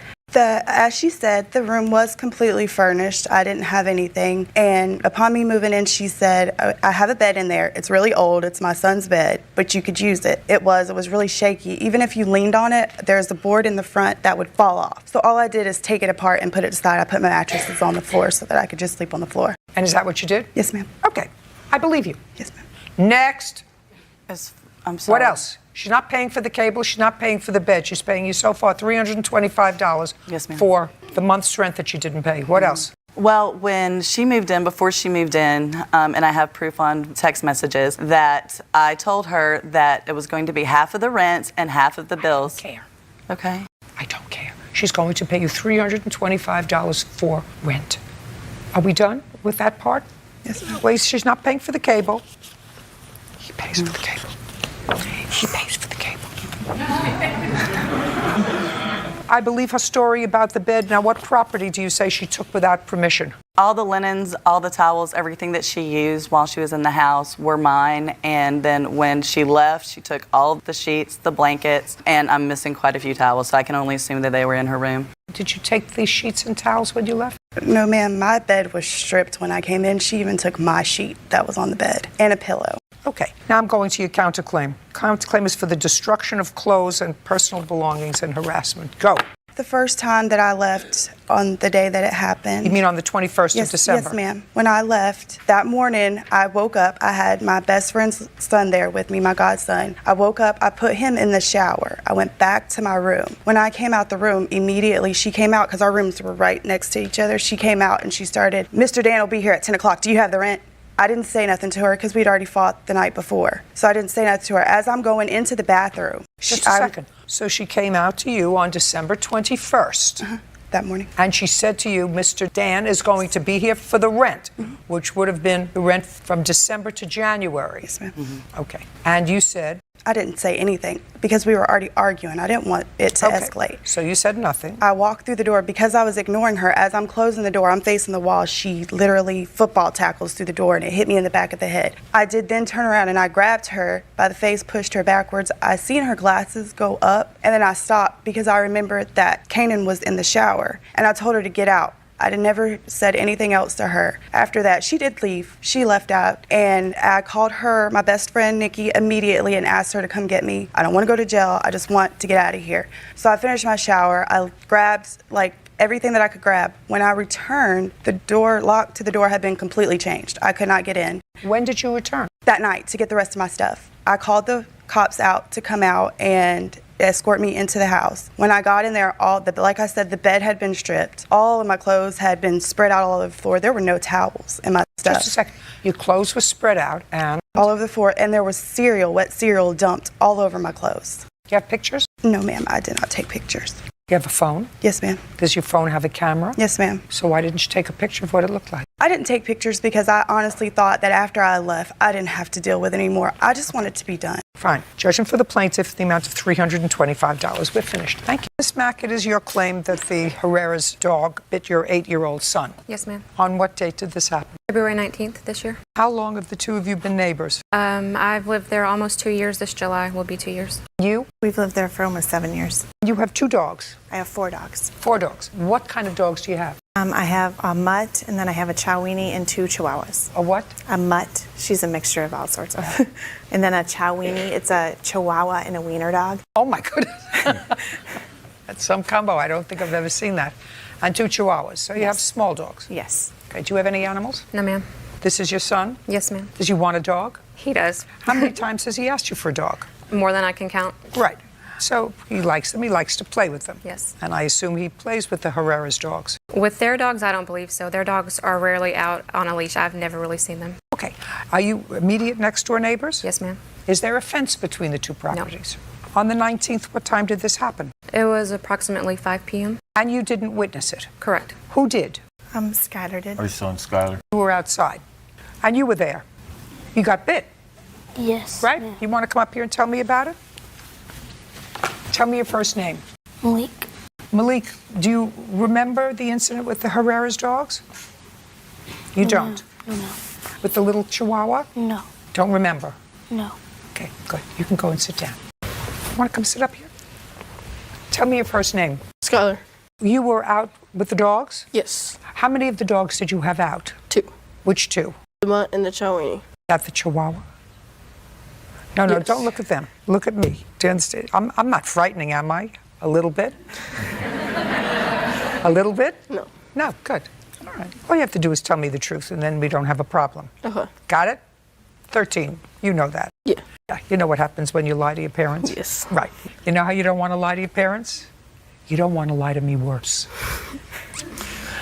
Where were you walking the dogs? Behind my house. In your yard? Yes. Would you tell me what happened? My mutt was twisting around my arm, and so the Chowini's leash came off and slipped and ran after him and nipped at him. Ran after whom? Malik. And where was Malik when the Chowini nipped at him? Between our houses in the middle. Okay, so it was not necessarily in your yard. Yes. It could have been in Malik's yard. Yes. Good. Okay, now you can sit down. Okay.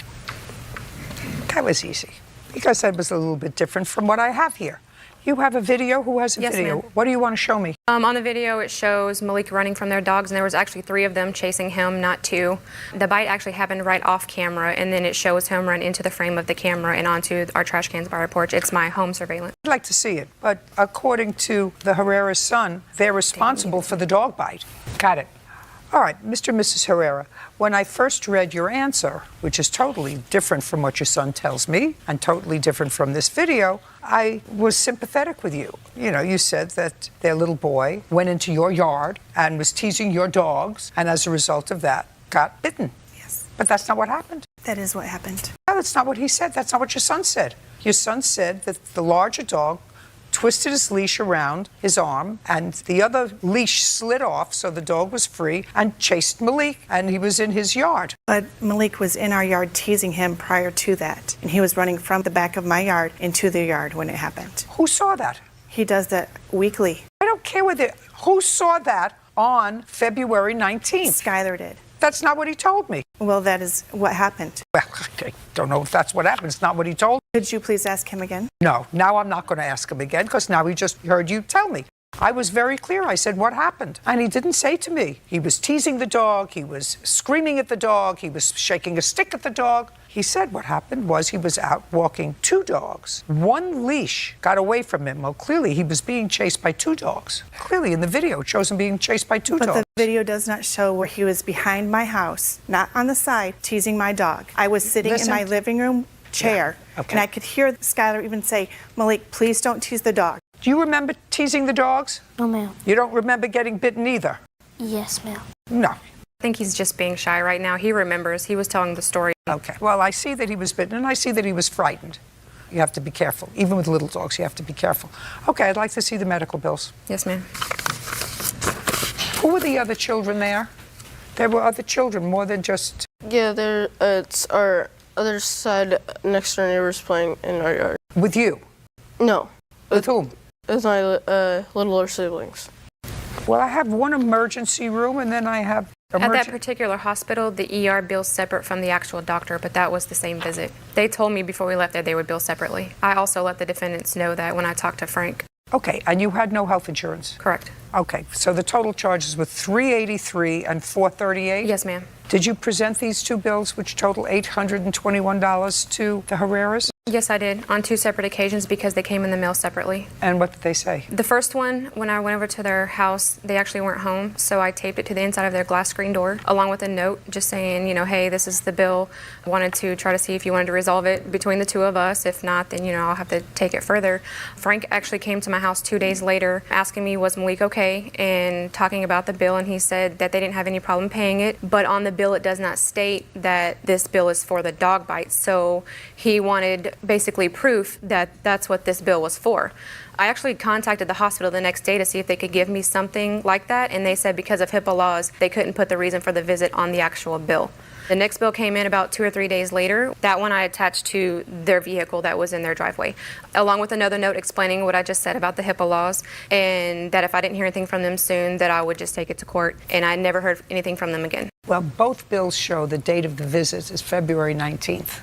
I mean, I'm the type of person I ain't gonna pay a bill that don't show exactly what it's supposed to be. Well, now you'll pay the bill. Now you'll pay the bill because it's an emergency visit on February 19th. You saw the video. That's why she took the child to the emergency room. There was no other reason for her to take the child to the emergency room other than that. Now do you understand? So you should have paid the bill. Would have saved you an awful lot of trouble. Yes, I understand that part, but not showing exactly who the person was. That's all I was asking for it to show what the person wanted, what it was for. It says who the person is. But can you look at these, please? I'm looking here. This is from Malik Mack. Yes, but the ones that we received. Oh, okay. Maybe the ones that you received didn't have. This one shows the person who was treated. Yes, it shows it on those. On the copy No, it shows it on yours, sir. Malik Mack. Where is it on there? And this one is patient's name, Malik Mack. What? This is the first time we've ever seen any video. Okay. I have gone to the office at our park to see if we could get the video, and we have been informed that the park says that her surveillance cameras do not work. I've never received any requests for the video. Just a second. She didn't just create that video. You wanted me to play it again so you can see it's your dogs? I believe that those are my dogs, but I don't believe that he was bitten. He might have been scratched. I have pictures Judgment of for the the dog bite. plaintiff in the amount of $821. We're finished. Thank you.